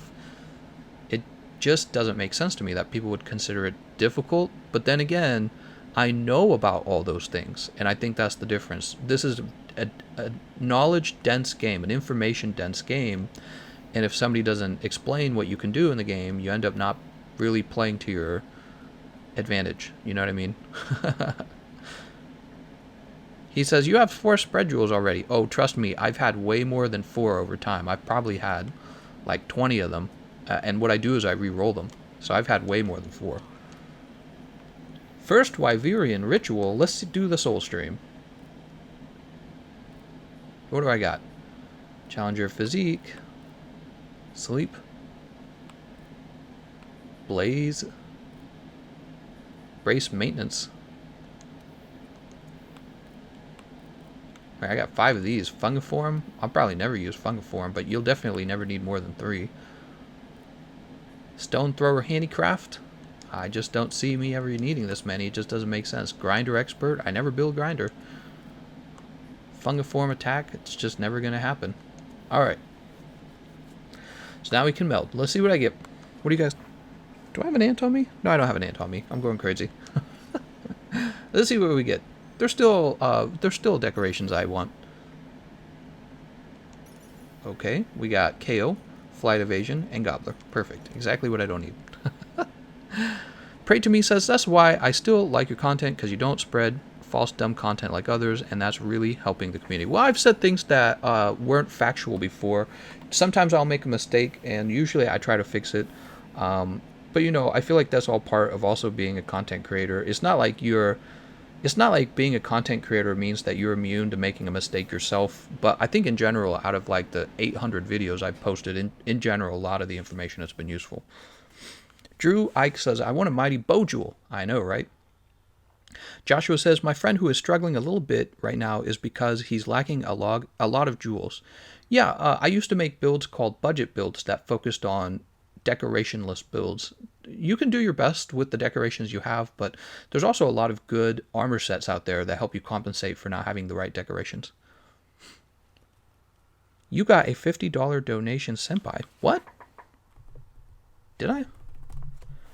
Like right now, did I not notice it? Hold on. Have I been missing donations? Oh. You're messing with me. It was the guy who did the, I see what you're saying. He's just teasing. You flexing on spread jewels is putting salt on my open infected wound. Alright guys, well I feel like I did what I set out to do. I don't remember putting this on my Poogie. I don't think I did. Look at that Poogie. I feel like I set out to do what I wanted to do. I tested evade extender and evade window. I tell you what, let's go take a look in the box and see what other skills there are to consider. Actually, we'll talk to the smithy. I think the smithy is a good place. We're going to look at any other defensive skills that are left to examine and consider them. I'm going to start with the armor skills.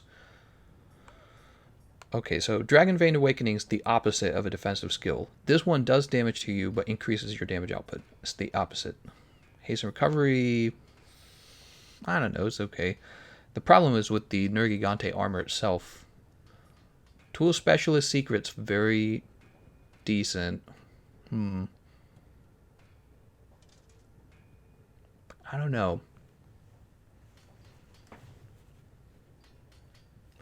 I felt like ultimately it didn't increase your ability to absorb hits, so if Temporal Mantle and Rocksteady were down at the same time, you would not be as strong.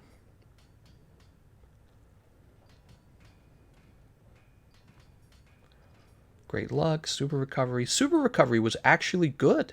I did not expect this to occur, but I felt like Super Recovery on a defensive setup is actually pretty strong. Stamina Thief Secret. Oh my god, we need to test this, don't we? Guts, as always, is pretty good. I think if we ever reach a monster that has some really powerful attacks, you'll see everyone maybe going for Guts like in the past. Ludogaren, Slugger, Mind's Eye, Punishing Draw. So Coalescence temporarily enhances attacks after recovering from blights or abnormal status. I feel like this would be a skill for a bow or for a dual blade. Maybe a mid-speed weapon. You wouldn't use this on a slow raw weapon. It's just not worth it. Anjanast, Capture Master, Bombardier. Bombardier Secret. Wow, we need to test that one too. I forgot about this skill. Here's crit status.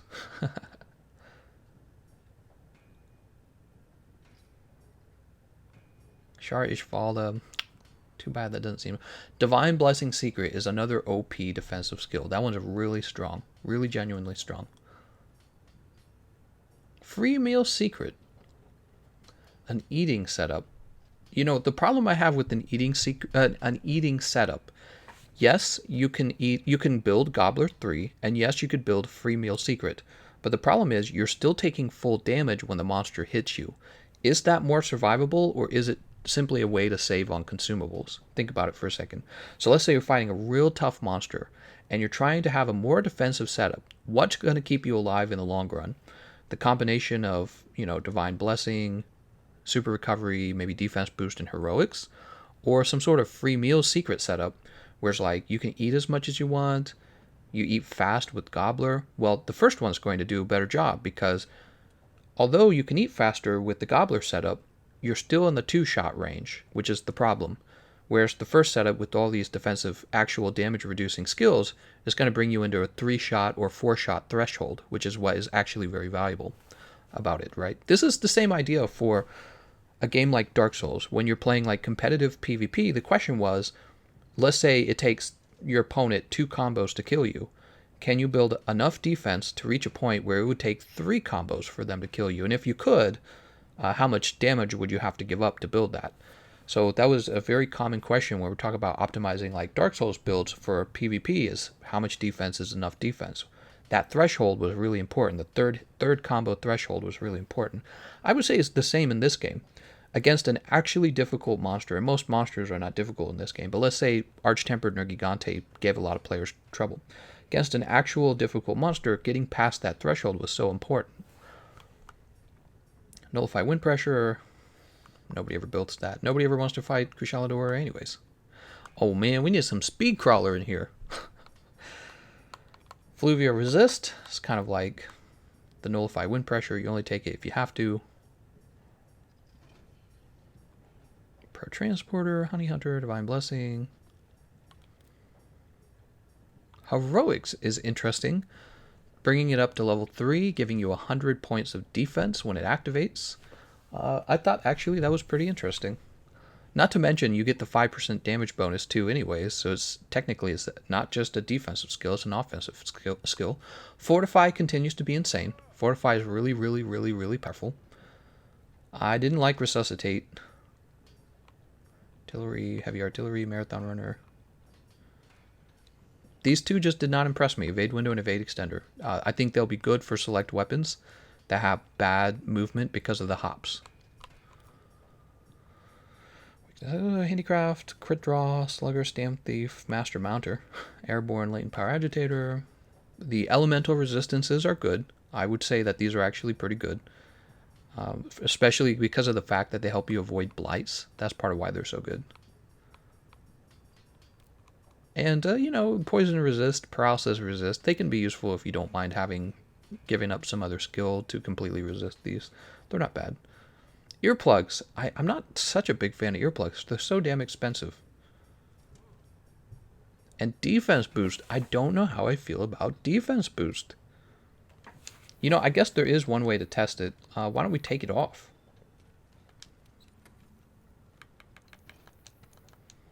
I don't know. Take a look at it. So it's taking up 2 giant decoration slots. Remove that. We remove that too. So now we have no defense boost 7. And our defense falls to 847.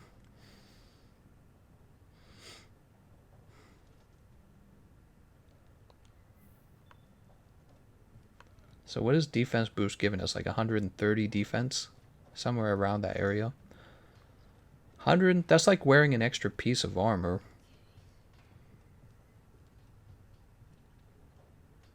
But we can trade it out with something else, right? So instead of having that, we could have Evade Window. I think it comes back again to this idea of what do you want? Do you want to resist damage so that the monster maybe has to hit you 3 times in a row to kill you? Or do you want to have some other utility? Like, for example, if we don't build that, we could build this instead. Stun resist. Stun resist is pretty good, right? The monster never gets to hit you 2 times in a row because you've got full stun resist. So check that out. So now instead of defense boost, we have stun resist 3. Maybe, when you reach a point where a monster's moves are too powerful, you don't even bother with defense boost 7, you just move right over to guts. Maybe that happens. The Sophagiva weapons would all let you build guts. You would just need 1 piece of Bazilgu's armor. But that one piece of Bazilgu's armor could suck balls, because I don't think any of the Bazilgu's armor was that good, right? Let's take another look at the Bazilgu's. Run over here. Forge equipment. We're going to go to armor. And we're going to look at the Bazilgu's. Give me a moment. Yeah, earplugs, nah. Guard is no. Crit draw, maybe for the greatsword, but even then, not that strong. Bombardier, good for Kulv Roth. And earplugs, Jump Master. The whole armor set is goofy, so you just wouldn't want to have to build it. You would be giving up slots in order to have guts. And then, of course, you could take 1 level of guts onto your weapon, but that means you give something up there too.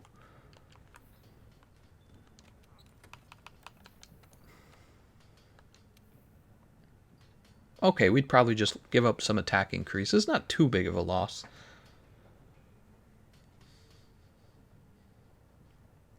Nate says, don't you practically need times 5 earplugs before it's useful? Well, times 4 is not bad either. At times 4, you reduce your stun in half from roar. But you're right, at 5 it would just ignore the roar, which would be even better. But it is expensive. What is the best gathering build? Have I not made a video on that? Maybe I should make a video on that. Let me add that to the list of videos I should make. I think I did start working on that in the past and I never did it. Yeah, something about that. You know, sometimes I go with my gut and I decide on what I will build, or I'm sorry, work on. And I think something about that idea for the video just did not catch me and make me go, ooh, I gotta have that.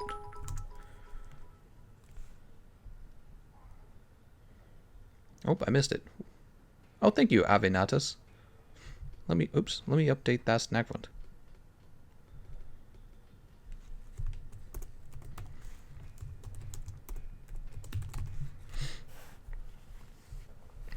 You can use the Guts Charm. Yeah, that's what somebody else said. What was I doing? Oh, right. I was writing down a gathering set. I don't know if a gathering set warrants a whole video. You know, I wonder if I could just make that into one of the top 10 things you didn't know. Here's a good gathering set, and it'll just be one of the things. Yeah, I think that's a good idea.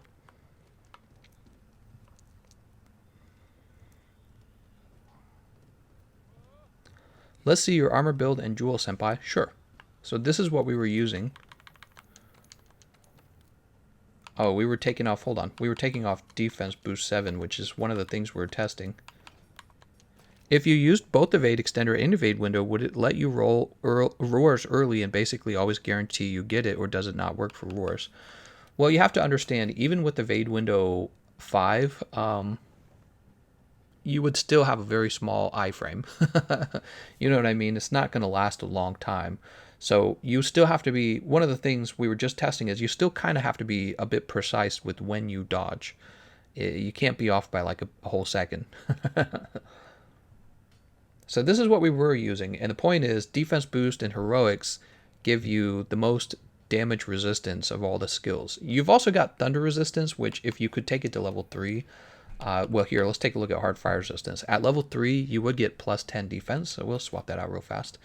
So you would get another plus 10 defense, and yeah, it's just us looking at what actually reduces damage. And it's surprising, not a lot of skills actually reduce damage. Just a few do it. Divine Blessing does it, but Divine Blessing is RNG based, which means you really just look at 3, I guess. Health Boost should be considered a damage reducing skill because what it does is it increases the threshold of how much damage a monster has to do to knock you out. So the damage reducing skills in the game would be Health Boost, Defense Boost, and Heroics, and that's pretty much it. It's not really anything else. So, and Divine Blessing should count, but again, it's RNG, it's not consistent. So you would throw that in there as well. And you know, you could throw the Rocksteady Mantle in as well. It's a damage reducing tool, which is why Tool Specialist is so strong. So you could go for Tool Specialist and Divine Blessing together. Or you could go Divine Blessing, Super Recovery, and have those together instead. With the, you know, like Defense Boost and Heroics. So now we've done a lot of exploring of defensive builds. I feel like I've reached a point where I'm satisfied. I'm going to look over some of the builds that we've had now. Okay, so in defensive builds, here is a long shelling setup with Health Boost and Divine Blessing. And I think the point of this build is just that if you want a naturally defensive build, long shelling gun lances are crazy good. They've got the shield, they've got good range. Yeah, if you want a naturally defensive weapon, go for the gun lance. I would say the lance, but the lance just doesn't do as much damage. And then, of course, we have the heavy bowguns, which are good for multiple reasons. They have a better roll than the hop on like a gun lance, so the roll gets you further away. You can have a shield, and then you get really good range because you can fire sticky ammo from like 50 feet away. So these two are the best naturally defensive weapons. Long shelling gun lance and sticky ammo on a heavy bowgun. Both the best naturally defensive weapons. And then what do? We tested Divine Blessing with Tool Specialist. I would like to try this again. I'm going to jump over here. How does the build change? So no super recovery this time. What's the grit charm? That's heroics. Let's see if we can improve this build. This is probably the one I'm most curious about being able to improve. I think we're getting wide range from the Lunastra set. Yes, we are. I'm pretty sure we are.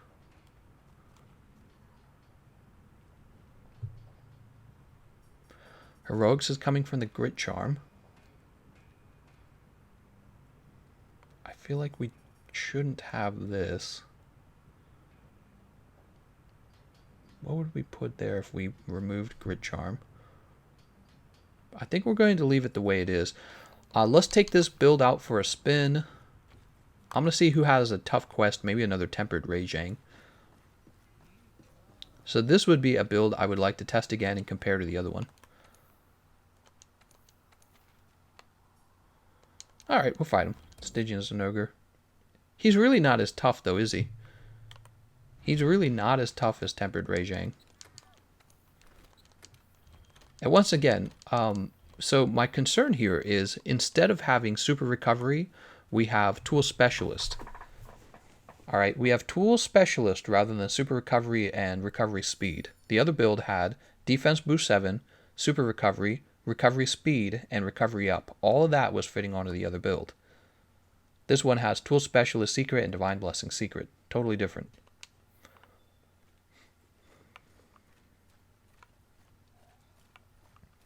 G-Raider says best skill is stealth. I know, right? They don't even see you. Big brained. Mahasvara says just posted a Tempered Rajang. Alright, I'm going to back out and join that so that we have consistency. Thanks, man. Hunt Rajang.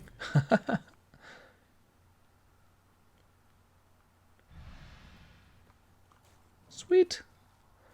Yeah, that will be better because it will be closer to what we had just fought, so we have a better idea of what we're doing here, a better example comparison.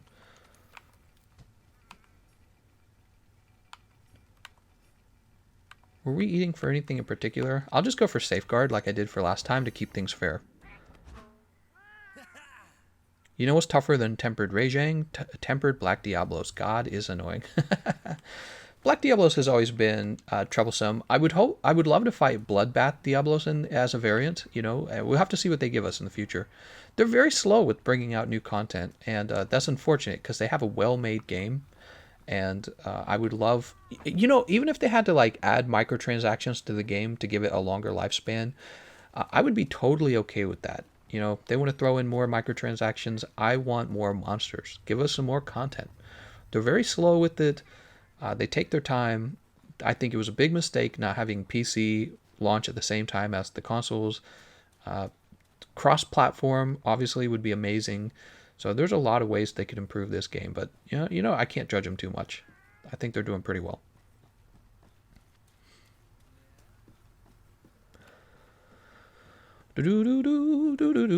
Calamafragger says Geologist got patched. Can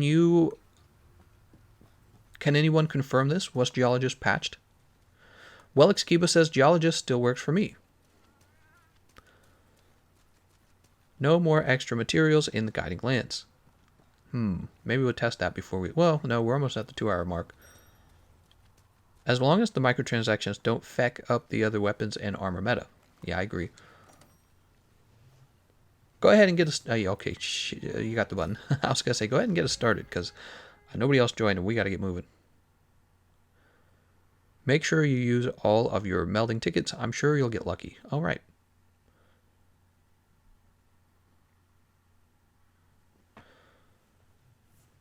Do-do-do-do-do-do. Scooby-dooby-doo-doo.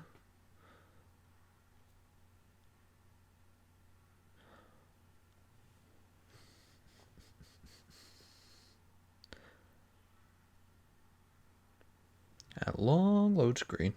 The game teases you so hard when it takes the handler away. I know, right?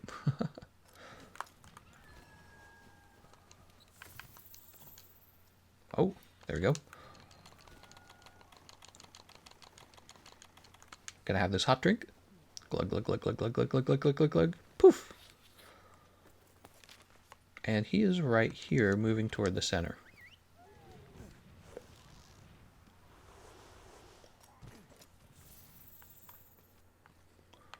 What? Do I really have to jump down here? Okay, I'm doing it. It's a beautiful day in the neighborhood. A beautiful day for a neighbor. Run over here. Scoobity-boo, scoobity-boo.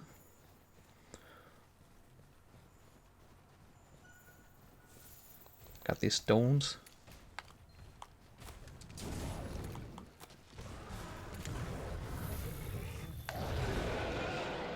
These guys are about to get mad at each other.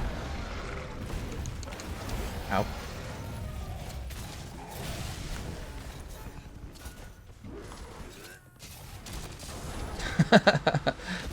God, that's so entertaining.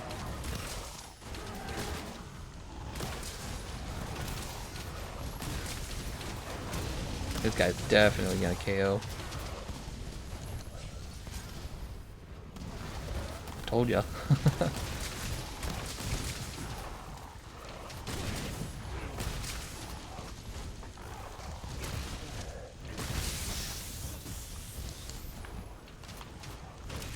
He's already knocked down again.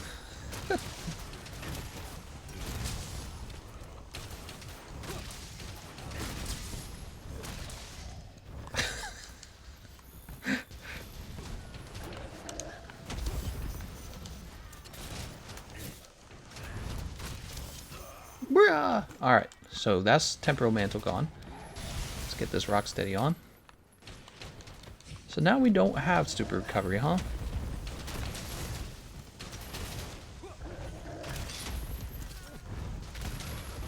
Oh, Super Recovery and Recovery Speed are OP. I'm thinking about it. So yes, in this case my Palico healed me, but rarely do you run two-player. I'm just thinking about it. I think it's pretty strong. Super Recovery, Recovery Speed together on a defensive build. Not an offensive build, a defensive build. Where the monster can't kill you quickly. It's actually pretty strong. Doesn't mean you're going to do tons of damage. It just means you're going to have a hard time dying.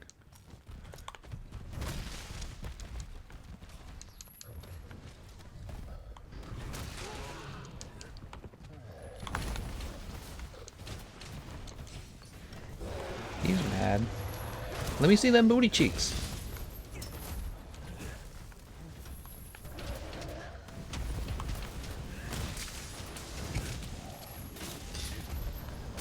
Don't you love it when you grab onto him and like you go flying? Because he wasn't really close.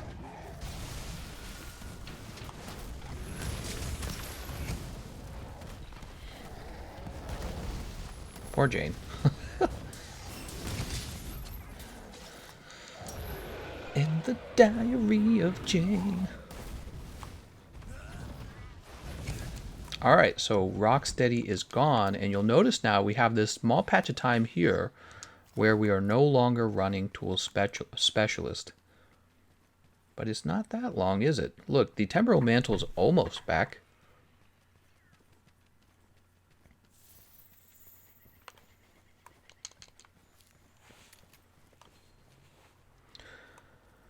Dooba-doo, scooba-dooba-doo, dooba-dooba-doo. Ouch.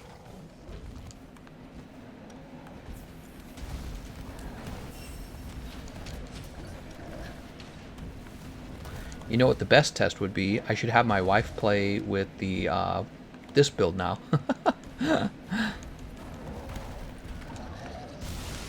You can't talk to me that way. I'm a woman. Boop. Ouch. So wait, did he hit me or not? I don't understand. Did that count as a flip? Okay, he's really upset.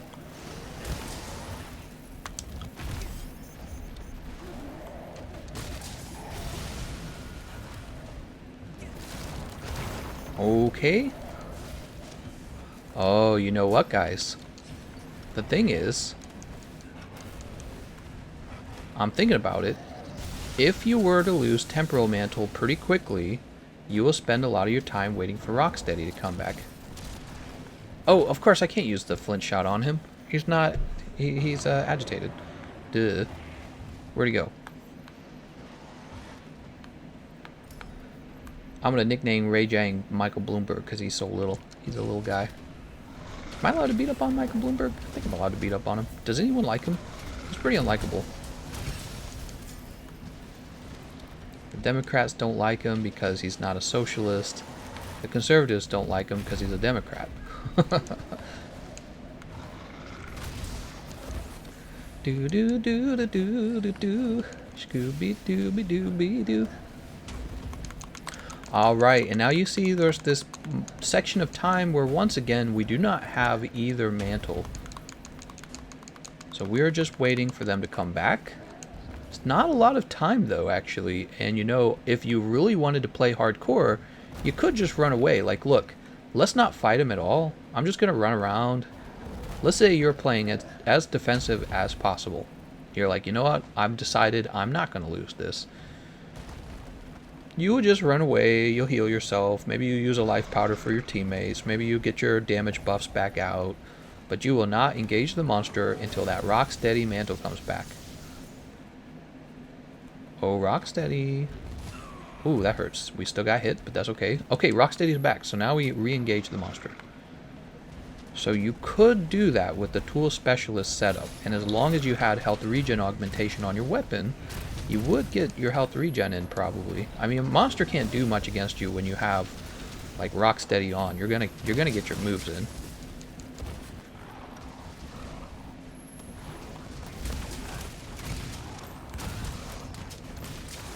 Two, three. Time to big bang this guy's booty. Oh man, he's way over here. 1, 2.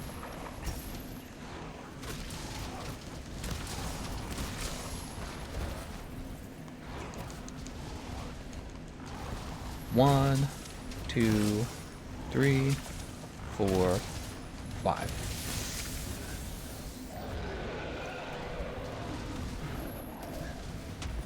You can't get me. I got my Rocksteady mantle on, bitch. Bitch. So he can't really stop me because I'm like healing and I got the Rocksteady on. What are you gonna do about it, Ray Jang? What are you gonna do about it, Ray Jang? Sneaky bottom. Look at this guy with this stinky butthole. I bet he does not even wipe. This guy's definitely full uh-oh stinky.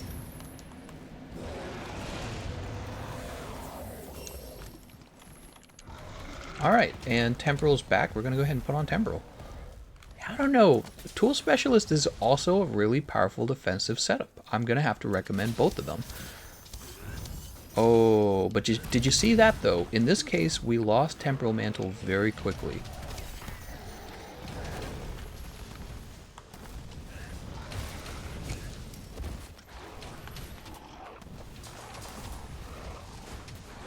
Oh, Temporal's gone. Oh, Temporal is gone.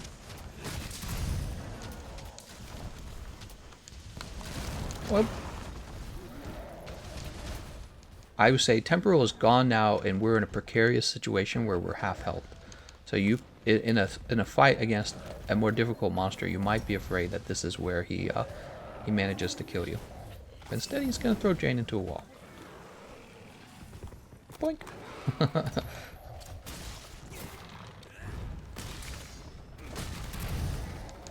Ouch. Bruh. There's Divine Blessing, being OP as hell. Divine Blessing is basically the meta for defense. There's Heroics. Heroics has just activated for the first time. You know, I kind of felt like maybe Heroics was not that important. But I don't know. Does Heroics stack, though, you know, when you think about it? Uh-oh, here goes. Oh, there's my heal. Here's my kitty cat. Oh man, good thing we got the kitty cats there, because that would have definitely been death. And so there's another point of interest. You'll notice, here's what I was pointing out in the past. What was I saying? I was saying the problem with Tool Specialist is when you have Rocksteady and Temporal Mantle both down, and then all you really have is a regular defense build, especially if Divine Blessing does not proc. What happens is all you're really doing is running a health boost build, is all it is, right? Aw, I could have woke him up.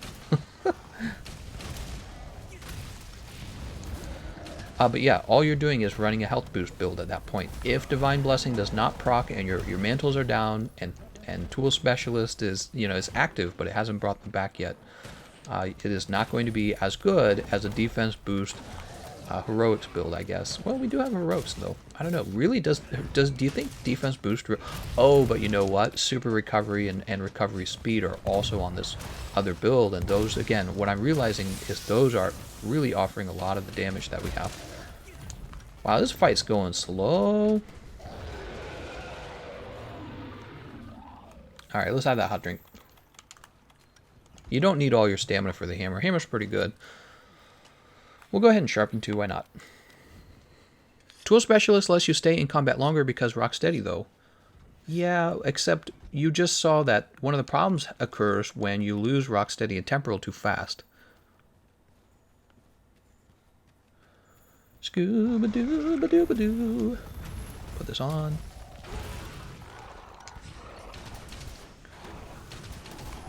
One, two, three. Nate says, quote, radical left. You mean the center and literally any other industrialized country? You mean the country's getting beaten up by China? China's got you guys beat over there in Europe. You guys should be ahead of China, right? China's got you beat economically. Also, nobody's having babies where you guys live. In Europe, the birth rates are terrible. Nobody wants to have babies because you're all poor. Hot drink, soup time. I'm an independent, says Omar. I feel like straight up damage isn't the kill, it's the second hit that kills. What? Which is better, Greatsword or Hammer? Greatsword is better if you're going off of a speedrunner's tier list. Greatsword has faster runs. Wait, can we stop him? Got him. Ooh, you know what? I only have shock traps, though. People are not having babies in Europe at all. They're like, nope, can't afford them. Got no baby time. Maybe everyone just decided to hate babies simultaneously. Doesn't Germany have like negative interest rates on the bank? They have negative interest rates because they're trying to avoid a recession right now. So your economy's struggling, I would say. Negative interest rates, they're doing that because they're trying to get business owners to basically to make business loans because they don't want to. And when businesses don't want to make business loans, it's because nobody's buying anything, or maybe, well, there's multiple reasons why that might occur, but there's not enough reason to pull out a business loan, so they have to do negative interest rates where the banks get punished for holding on to money. That's what a negative interest rate does, and it's a brand new thing that's never been done before, and it's a sign that Europe's very close to a recession. Very close to a recession. Nobody's having the babies. No thanks. In Europe, people don't have babies because they realize babies are not a benefit to them.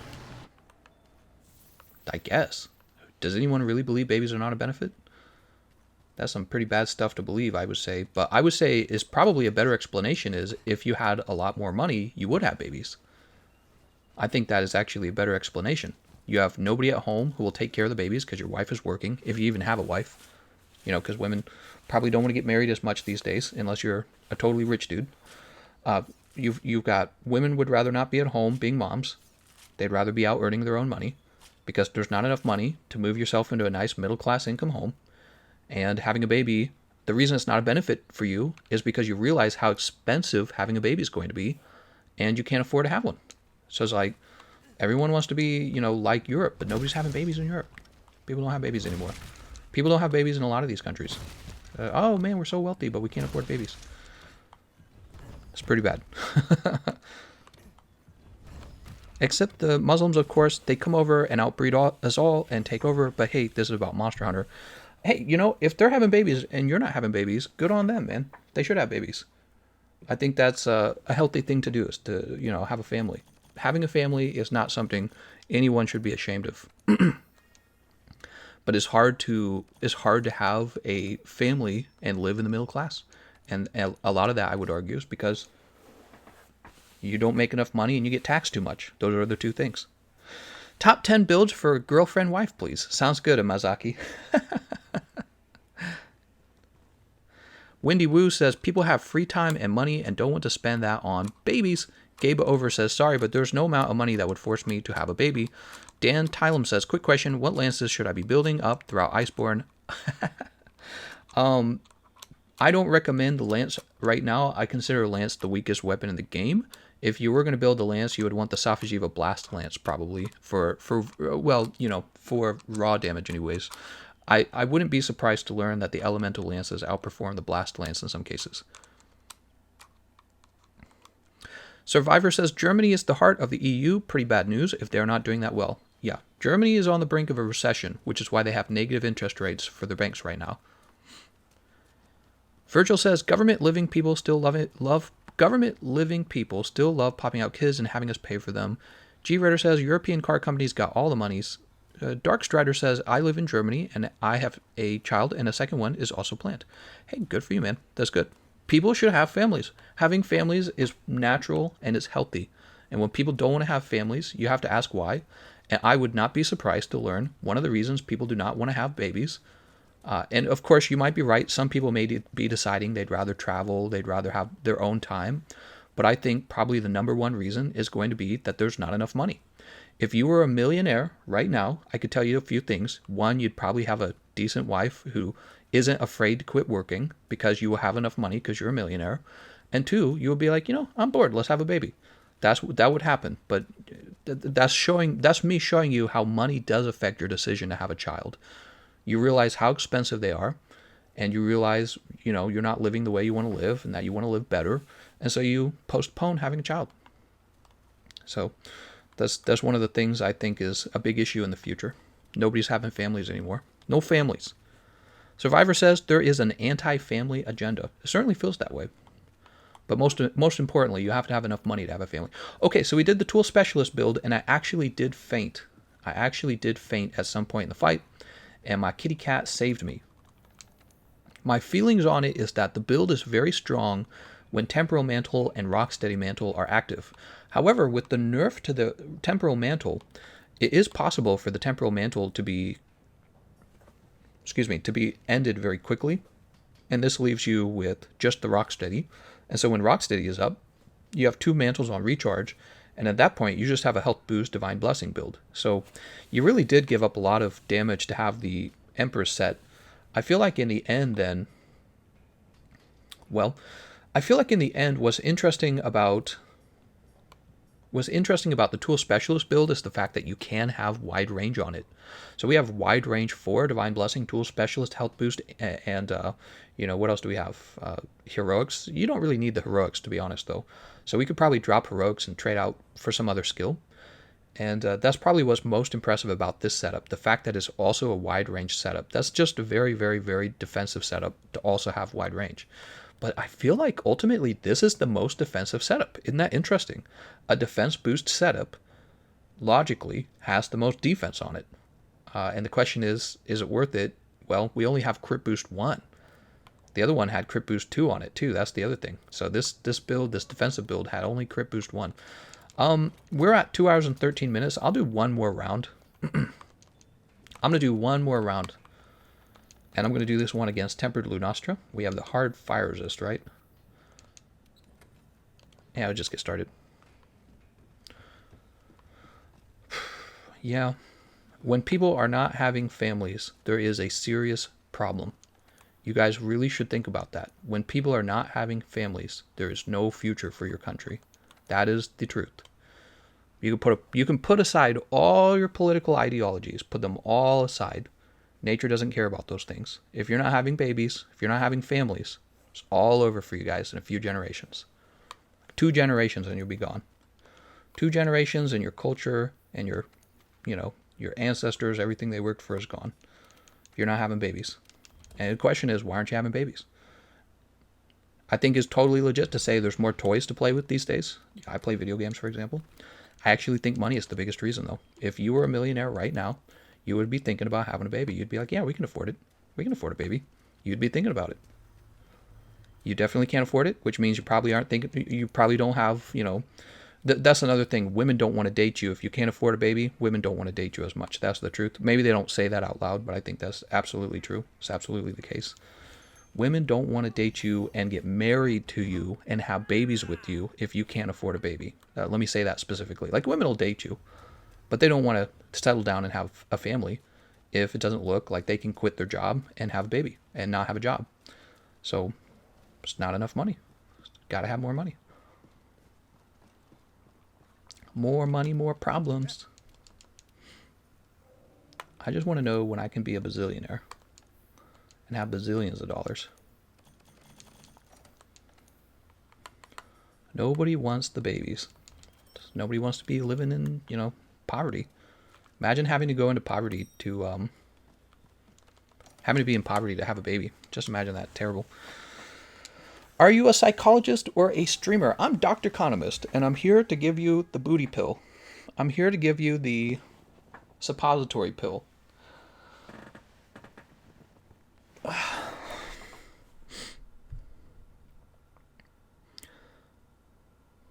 Why would it be a bad idea for the government to provide for the children?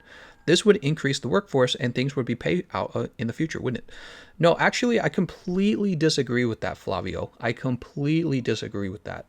My point of view is that people should be paying for their own children, and if you can't afford to have children, you shouldn't be having children yet. I have a totally opposite viewpoint, and that's because you want to make sure that people who are providing skills to your society and problem solving are the ones, having children because they've earned having children. And when you go with the totally different approach where you pay for everyone else's children, what happens is the skilled, intelligent people go, I'm going to another country where I pay less taxes. And then America sucks them all up and goes, ha ha ha, ha, we're going to do brain drain on you, right? And this is exactly what happened. America essentially brain drained a lot of the world.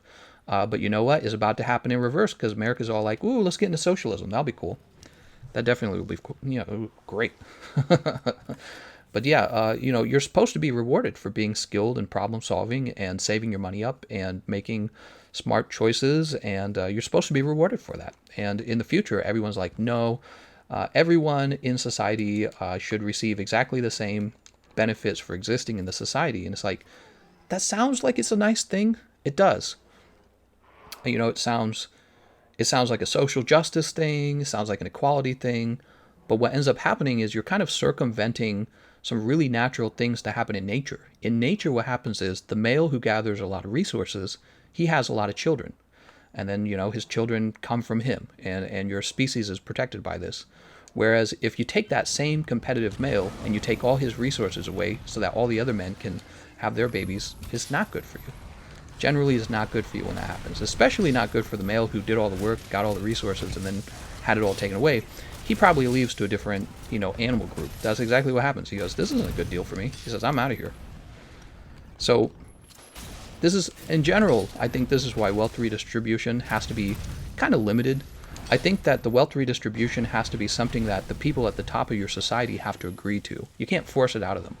So let's say you have a bunch of we're talking about nature again. Let's say you have a bunch of competitive males, they're gathering all the resources, and the rest of the group says, hey, go ahead and pay for all our stuff. If they say, yeah, okay, we want to do that, okay, then everything works out. Everyone's happy, you've redistributed wealth. But if the guys at the top are saying, we don't want to do that, and you say, that's too bad, we voted for you to do that anyways, now you've got a class warfare going on, and those guys usually win because what do? They leave. Well, and that didn't happen in the past. In the past they got beheaded in France and stuff like that. We're in the future now. What do you do in the future? You get beheaded by the guillotine? No, you just pack your bags up and you move to a castle in Scotland. The end, right? It's not so difficult anymore for the wealthy to... And this is probably one of the reasons why the wealthy are primarily globalist. Because they know, hey, I'm not a member of this country anymore. This country might rip me off. I'm a member of the world. And then they go, I'm moving to Scotland. Easy.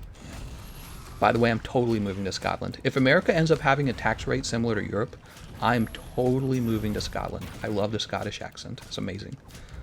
I love their idioms. I love everything. So I'm going straight over to Scotland. Pokey cards be damned. But yeah, there's just rules in nature that you can't change with your political ideology. It'll never change. Ideas like competition, limited resources, natural selection. You can't cheat natural selection. There's just no way to do it. If you try to cheat natural selection, you'll end up losing along with the rest of your society. There's no way to escape it. That's one of those parts of living in reality, parts of living in nature. There's no way to escape that. What are you going to do about it? It's good for you. It's good for everyone. It's healthy. It's that's a type of progress. So making everyone pay for everyone's children is like the opposite of that. It's like the opposite of that. You should work as hard as you can. If you can afford to have babies, you should have babies, and you should love them, and they should be your family, and they love you back, because there's not a lot else to do in life other than have children. What are you gonna do? You're gonna go traveling? Wow, you saw some stuff. Amazing. Now you're dead. You're gonna go get super rich and live by yourself with your girlfriend? Wow, you had some toys when you were older. Amazing. You're gonna be old and on a deathbed at some point. What is actually gonna matter when you're old and on a deathbed? Your kids, right? Your kids survive you. So you're gonna realize at some point that there's not a lot else to do in the world other than have kids. Now, people are not having kids right now because they can't afford it.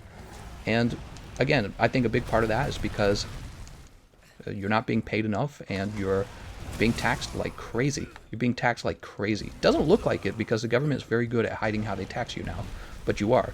The government prints money. The government taxes all the services that you purchase and apply for, and then the government taxes your income, and then the government taxes your income on your employer's side too. And then the government taxes you for owning things, and then the government has vice taxes, and then the government has taxes on oil. So there's all these ways the government is taxing you that you don't know about in the future. They didn't always do all that kind of crap. People are like, oh man, you only pay 50%. And it's like, oh man, you pay so much more than 50% taxes. Just to have it redistributed so somebody else can have children. It's just, and then you wonder why no one's having kids. It's like, I wouldn't have kids either if I was paying that much taxes. Fuck that. Frick that, dude. Nate says you can't cheat natural selection. What? That is literally the entire practice of medicine and society, and why humans have succeeded over the centuries. Well, I would say it's the other way around. I would say it's when societies try to cheat it that it turns out it doesn't work cheating it. Yeah, it's when you try to cheat nature that things don't work out. You can't cheat natural selection. That's exactly right. If you want to have beautiful children, you have to pick a beautiful girlfriend, and that's your kids come out beautiful, and then guess what? Your kids get to be a movie star. That's exactly how it works. There aren't a lot of ugly movie stars. There's probably some, but there actually mostly isn't. Beautiful people. Same with intelligence. You want to have an intelligent child, you better make sure your spouse is fairly intelligent. You think that intelligence is like pulled out of space, is not related to your genes? It's probably strictly related to your genes if you believe in science, and I hope that the left believes in science, because the religious right typically does not believe in science, but at least the left, this is what I liked about them, is they believe in science. So your intelligence is most likely coming from your genetics.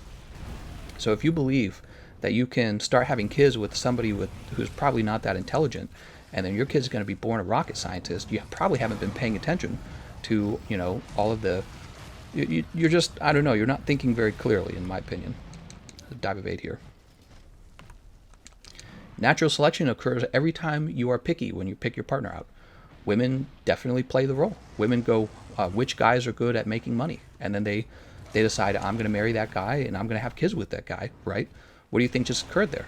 Natural selection did. It occurred when she decided she wasn't going to have children with the homeless man. And then the genes of the guy who was good at building up resources got passed down, and the genes of the guy who was homeless did not get passed down. And that's your whole society. So over multiple generations, that's what your society becomes. So what will happen to a society when you start inventing political ideologies that say everyone gets to have the same number of children, and then you compete with the country that says people get to have children based on their income and what they provide to society? Well, over time, and I'm not saying this is absolutely 100% accurate, but I'm saying over time, if I was gambling on it, I would bet the country that matches the number of children you have to your income would end up having smarter, more beautiful children. It's just because it's a law of nature. What are you going to do about it? Oh, she's going to sleep. It's something I've been thinking a lot about. It's one of those very, very, very important issues that you don't think about until your grandchildren arrive. Your grandchildren arrive, and then it was a question of... here's something some of you guys probably didn't know about, actually. So a study was done recently and found IQ levels are dropping in Europe. Yeah, that was another thing. I was reading about that in the news the other day. I think I read about that like a year ago. And I was like, what? You would think that the IQ will only go up in the world. Nobody ever expects that IQ falling. And I was like, how can that happen? It was like, well, who's having kids? Are smart people having kids? And probably not. Probably smart people are going, I don't want to have kids. Which I guess isn't smart. One of the things that ensures that private property is a thing is being able to defend said property. Having taxes for military is necessary to achieve that, but it's becoming less necessary nowadays. Hard work does not guarantee you will have money in capitalism. I believe it does, and if you believe it doesn't, then you might be somebody who will definitely never, ever, ever succeed. If you think that hard work is not necessary for success, I would not bet on you to be successful later in life. I mean, I work like, 12 hours a day minimum? I work about 12 hours a day. I also don't have weekends. You guys know this because I stream on the weekends and I release videos on the weekends. I rarely don't work. And my channel's been successful because of it. There's not some big secret to my YouTube channel. I have like 800 videos. Most of them are edited. The left believes in science. They say as they burn genetics books that distinguish race and cancel Nobel-level scientists. And Buddha says, isn't the world just going to be full of unintelligent people, where the unintelligent have more and more children while the intelligent ones hold back? Well, yeah, I think that is something people are afraid of. But, something that would definitely accelerate an issue like that is if you had all the intelligent people who are actually providing skills to the society, providing all the resources necessary for people who otherwise wouldn't have had children to have a bunch of children. You see what I'm saying? And, when you look at Germany and they're not having any children out there, or France, they're not having any children, and you're like, why isn't anyone having any children? It's because you're getting taxed to death. You're paying all this taxes. You think everything's free. It's not free. You're paying for it, but you're paying for it in a redistribution model, and thinking that it's great for you while you have no children, you have no family. Like, what happens to a society when you don't have family? It literally just immediately decays. You just can't skip out on family. It's not possible. It's only possible if you want to disappear in a few years. And so you can't have that happening where nobody's having a family and call that success. It's not success. It's the opposite of success. Societal decay. It's literally the opposite. Hey, we want to be like Europe, where nobody's having babies, huh? I don't want to be like that. I want to have babies. I want to have families in my country. Happy families where everyone is happy. Happy families where you don't have to be in poverty because you had 3 kids. Right? You need like 3 kids, don't you? 3 kids, and that'll be enough for replacement. The reason it's not 2 kids is because, on average, you're expected to lose a kid to like a car crash or an illness or something like that, cancer. So you're expected, on average, some kids are going to be lost. So you got to have more than 2. So if you want just replacement, everyone's got to be having about 3 kids. People are having like 1 kid. Why not 3? It's because you can't afford it. You can't afford it. You can't afford kids, right? Why would you have 3 when you could have 1? And I'm there with you guys on that. I understand that. I'm still getting out of student debt myself. Student debt. Houses are like $1 bazillion. Apparently we got to pay more taxes soon. If we're going to pay for all the old people's cancer treatments to keep them alive for a few more years. Yeah, we're definitely going to have no kids. All the elderly people leaving all their money behind to take care of us and help us have kids? No, that is not what happened at all. That would have been nice if that's what had happened, but it definitely did not happen. They're like, actually, you need to pay for our things. That's what happened. That's what happened with my my in-laws. My mother-in-law got cancer, and then what are you going to do? Let her die? So, nope, going to pay for the cancer. That's what's going to happen. And then instead of having money for kids, we're going to have money to pay for her cancer. And it's sad because she had all that time to save up money and to provide for her family, or her and her husband, my father-in-law. But instead, it's the other way around. The money goes. That's why they come up with the term, the sandwich generation. You guys have heard that, right? Sandwich generation is because you and I right now are paying for our kids and our parents at the same time because nobody has money. Nobody saved up. Nobody saved their money. They didn't invest it. Stock market's available for everyone. You can invest your money. I did it. I made like $300 investing in Capcom. I talked about it on the Discord. I said, I'm investing in Capcom. Here's the amount I invested. And then I showed you guys how much I made. I made $300. I recently pulled that money back out of the stock market, so it's not like I'm about to lose it. right? I'm not about to lose my money in the stock market. So it's like the stock market exists for everyone. Nobody does it. Yeah, so this is shitty stuff. Hard work does not guarantee you will have money in capitalism. I can't believe people would believe that. I think what you're worried about is crony capitalism, which is the opposite of capitalism. You're worried about crony capitalism. That is the opposite of capitalism. Crony capitalism is when capitalism is not capitalism. It's when you get your friends together and your friends say, hey, we're going to have the politicians protect our companies and create barriers of entry for other people so that we can remain wealthy, and that would be a barrier of entry, and that's crony capitalism. There are people in America working 3 jobs to make ends meet, and he talks about Europeans having no money. Yeah, I think it's incredible that people do that. I did that at one point in my life. I was working at Sears and Target. At one point, I was working at Sears and Target because when I was 17, I ran away from home, and I haven't seen my parents since then. It's been 13 years, almost 14 years now. And so one of the things I did after I left home is I worked full-time at Target and part-time at Sears, and I went to school part-time to work on my degree. Started working on my degree back then. And back then, I didn't know what I wanted to be. I went to school for just business. I was paying on that, and it was really, really difficult. So when somebody tells me they have 2 jobs, and they're not just exaggerating, they really do have 2 jobs, I get it. You work like 12 hours a day. You work 8 hours at your first job, and then you drive over to your next job and work 4 hours, and then you drive home, and you got to shower, and by that point, your whole day's over. So I know all about that. In fact, when I worked for Coca-Cola, the average workday at Coca-Cola was about 12 to 16 hours. Coca-Cola is insane, by the way. Anyways, the company I was working for was a distribution center. And yeah, it was like on average 12-hour days, but sometimes the days would be like 16 hours, and you would just get tons of overtime. And your check would be like $1,500 to $2,000 per check. So yeah, I still remember that. Those were some pretty crazy days. The only wealthy people on the socialist paradises are politicians. Whoa. I think what people tend to do when they talk about socialism is they go, we want the Nordic model, we want the Scandinavian model, we want democratic socialism like they have in their country. But you guys always overlook the part where it's Nordic.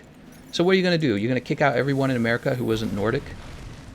You think that doesn't matter? Like, take those countries and hook them up to Mexico and have, I don't know, like, how many people still come over the border? It's like 150,000 people, and then they come over, they have an anchor baby, and then they go, well, we haven't paid taxes our whole life, but we would like to have some kids being educated in your education system that your taxes paid for, and then later on we'd like to have some healthcare for them as well, right?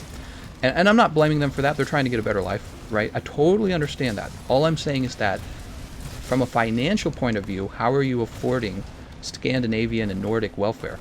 Well, you're affording it because you don't have that immigration issue. That's how you're affording it.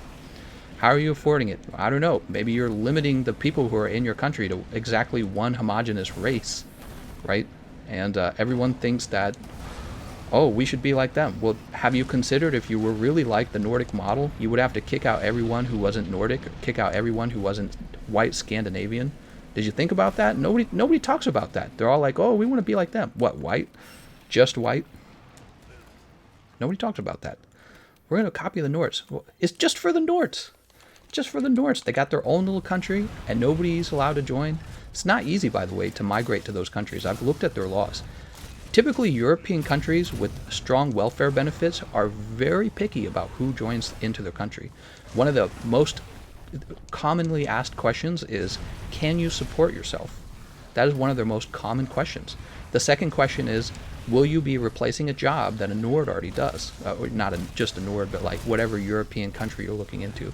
So if you're looking into the UK, if you're looking into maybe like Switzerland or Sweden, that's like the second most common question is, will you be taking a job from somebody who already lives here? They want to know, oh, how did that not knock you down? Son of a bitch. So, and I'm not saying they don't have immigration. All I'm saying is that they're very picky about their immigration. So you want to do the Nordic model, you want to do the Scandinavian model, sure, but then you got to be actually like them. You actually need to have a homogenous group. Okay, so that's the first part. You need to kick out everyone who's not homogenous, and then you need to be really particular about who migrates to your country, and then you would actually have the Nordic democratic socialist model at that point. Nobody talks about that. James says Scandinavia isn't socialist. They're a capitalist system. Well, yes, but they're talking about, this is something Republicans tend to do wrong. Republicans say, oh, they're not socialist, they're not socialist, they're not socialist. That's what all the conservatives say because they're trying to have a comeback to that point. And so they typically say, oh, well, they're actually a capitalist market. They are, but they have this thing that the Democrats want. They have a strong welfare net, okay? So they are a free market society or whatever, free market economic system. But they have these really strong welfare systems. Oh, man, I got a donation. Before I forget, here's for PSA and just a tip. Just a tip! Just a tip! Don't worry, we will have our Pokemon stream very soon, guessy who. Just the tip, don't tell my wife, it's not cheating if it's just the tip, everyone. So anyways, oh snap! The answer is to Thanos. The first snap for half of the population, the second snap for last quarter of the population. 2 Thanos snaps, huh? Hold on. Let me update the... that was from JV. But yeah, so Republicans say, oh, they're not, they're not actually socialist. Yeah, but they're what the Democrats actually want, which is socialist, a democratic socialism, or essentially just a big safety net, right? And I'm saying, okay, let's look at them and actually copy them. Not just say, ooh, it would be nice if we had that, but actually copy them. You're going to have to kick out everyone who's not Nordic or Scandinavian, kick out everyone who's not white, essentially. Right? Wouldn't that be great? We'll just have a great Aryan country. No. See, that's the problem. You can't apply the same standard to 2 totally different groups of people. You've got a homogenous group of people, as tiny population, and then they have very limited immigration. You can't just go over there. Well, how would they deal with illegal immigration on a country where you get 50% taxes and very generous welfare? How would they deal with it? They would probably get very racist very fast, but they never do deal with it because they're not attached to Mexico, dealing with massive illegal immigration. They're not dealing with it ever. They don't have to deal with it. They don't have to get accused of anything. They just get to sit in their country and not have any sort of military, right? Because other countries build up huge militaries, not them. And then they get all the benefits of being isolated and out there and homogenous, right? Nobody talks about that. When you're a Democrat saying, oh, I want to be like I want the Nord system, I want the Scandinavian system. All right, so just get rid of everyone who's not a Nord and you can have it. You can have it. So stupid. People are so easily brainwashed into those ideas, in my opinion. Very easily brainwashed. Easy to affect people's beliefs when you're telling them, oh yeah, it'll be great, we'll just give everything away for free. It's very easy to sell that idea. Then you look at Europe and nobody's having kids. It's just like, what's going on here?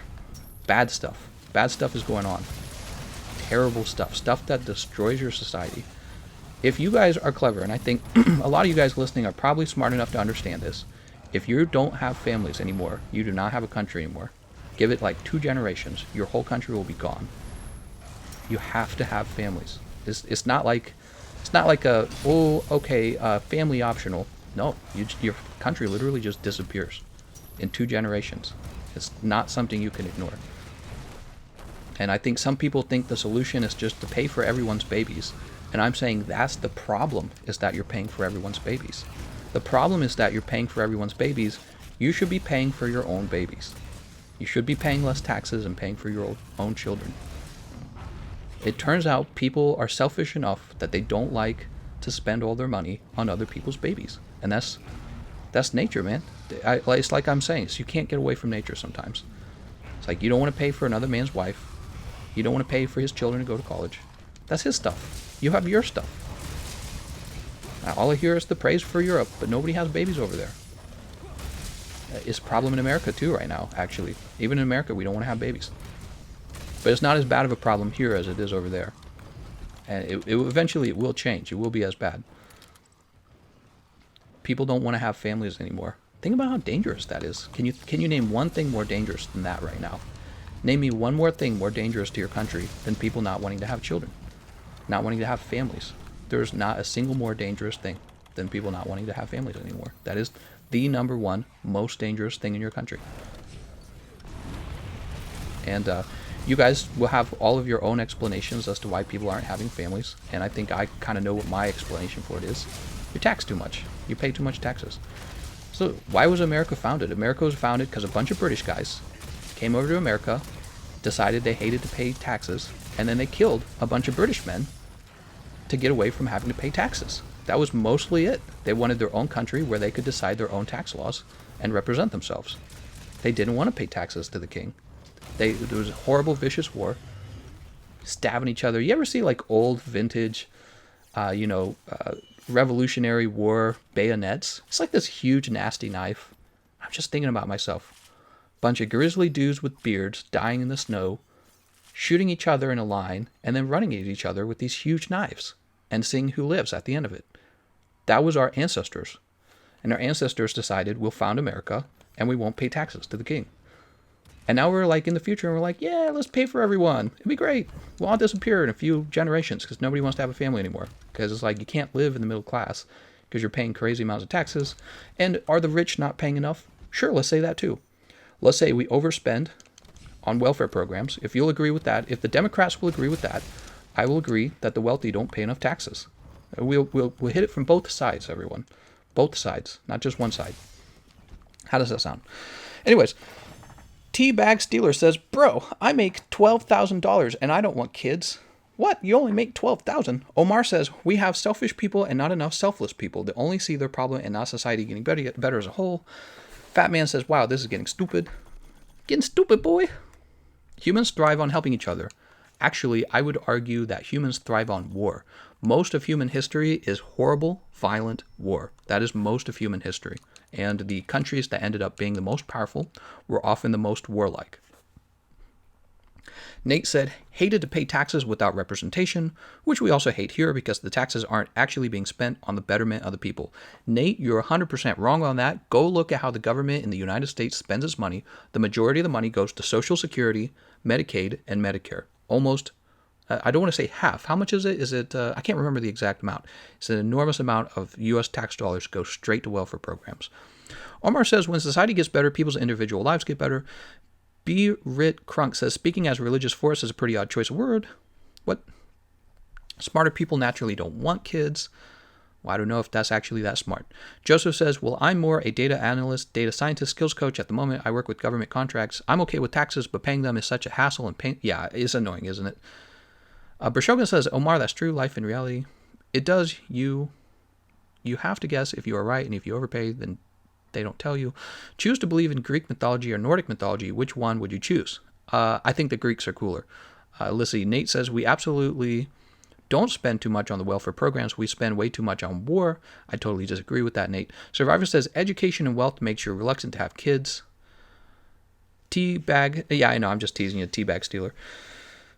It's in our nature to destroy ourselves. Wow, a war of independence won by French assistance. Yes, and the French back then were fighting with the English, but, the founding fathers understood that the English were in a war with the French, which is exactly why we asked them to come fight on, our home front. That's exactly what happened. What a destructive mindset. I mean, you can think that my mindset is destructive, but maybe you should have, maybe you can construct an argument that changes my mind rather than just telling me I'm wrong. B. Rick Crunk says, still think forced isn't the word you're looking for. Shazam, poor countries have more babies than poor countries have more babies than poor countries. Explain that. It's the other way around, says Fat Man. B. Rick Crunk says, nothing forced me to change my entire perspective and desire to start a family. Good night, GE. See you later, Acrio. I've been reading Nate. He is not very into it. You are not forced, but kind of forced. Pretty smart, as you are not chained for 18 years. Most annoying thing about this world is America is the biggest bullies in the world. I do agree with that. America is a pretty big bully country. Difference between smart and wise. Joseph says, we all have to pay taxes, guys. You have to be smart with things. The richest people avoid tax. Ronald, well, I actually disagree with that as well. Wealthy people tend to pay a lower tax rate, which is what everyone points to. But the truth is they actually pay more taxes when you look at the total sum that they pay. So if you have a billionaire paying 10% and you're making $40,000 a year paying 30%, he actually pays such an incredible amount more than you do. The thing is, the rates are different, but what he actually pays is so much more than you because of what he earns. I agree with you're saying, but there are studies that smarter countries have less kids. Well, then maybe they're not that smart, Teabag. Have you considered that? Mage says, hi, Gameconomist. How's it going, Mage? Taking a break to watch your videos. Well, Mage, we're wrapping up the live stream now. It's time to go open up some Pokemon cards on my Pokemon card channel at 2 a.m. in the morning. Hopefully, some of you guys would be interested in joining. You don't have to. I'm going to go ahead and get a link to the Pokemon card stream going, and I will paste it here in the chat session.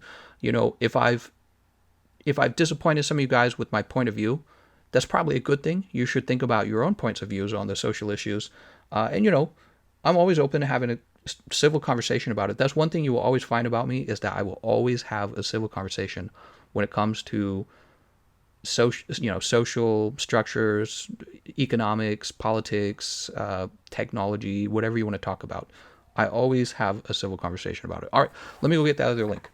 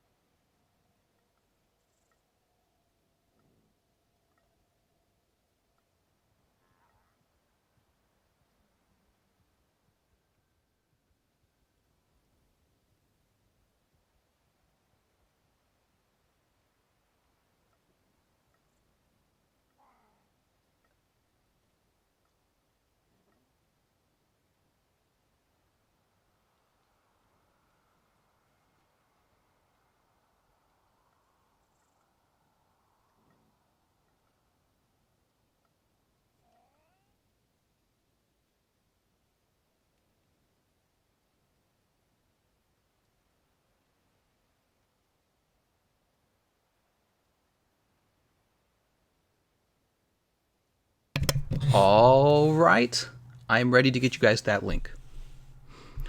Scoop-a-doo, dooba-dooba-doo. I'm all winded. I was carrying a whole bunch of boxes that came in. They're heavy, man. Cards are heavy. Jump over here. I was moving fast, too. I didn't want to leave you hanging too long. Grab this. Yeah, I guess my closing message is that if your country is having a problem with family unit, people having families, you have one of the most dangerous problems you can have in your country. Dooba-doo, dooba-dooba-doo. All right, here we go.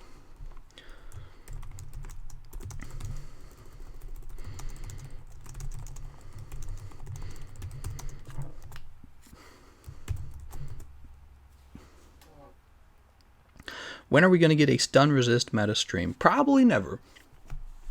I don't think stun resist is important when you have very good defense. It's usually more important when you can be two-shotted.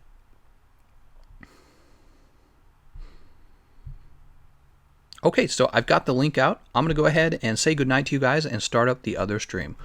I want to thank you all for watching, and I'll see you guys tomorrow.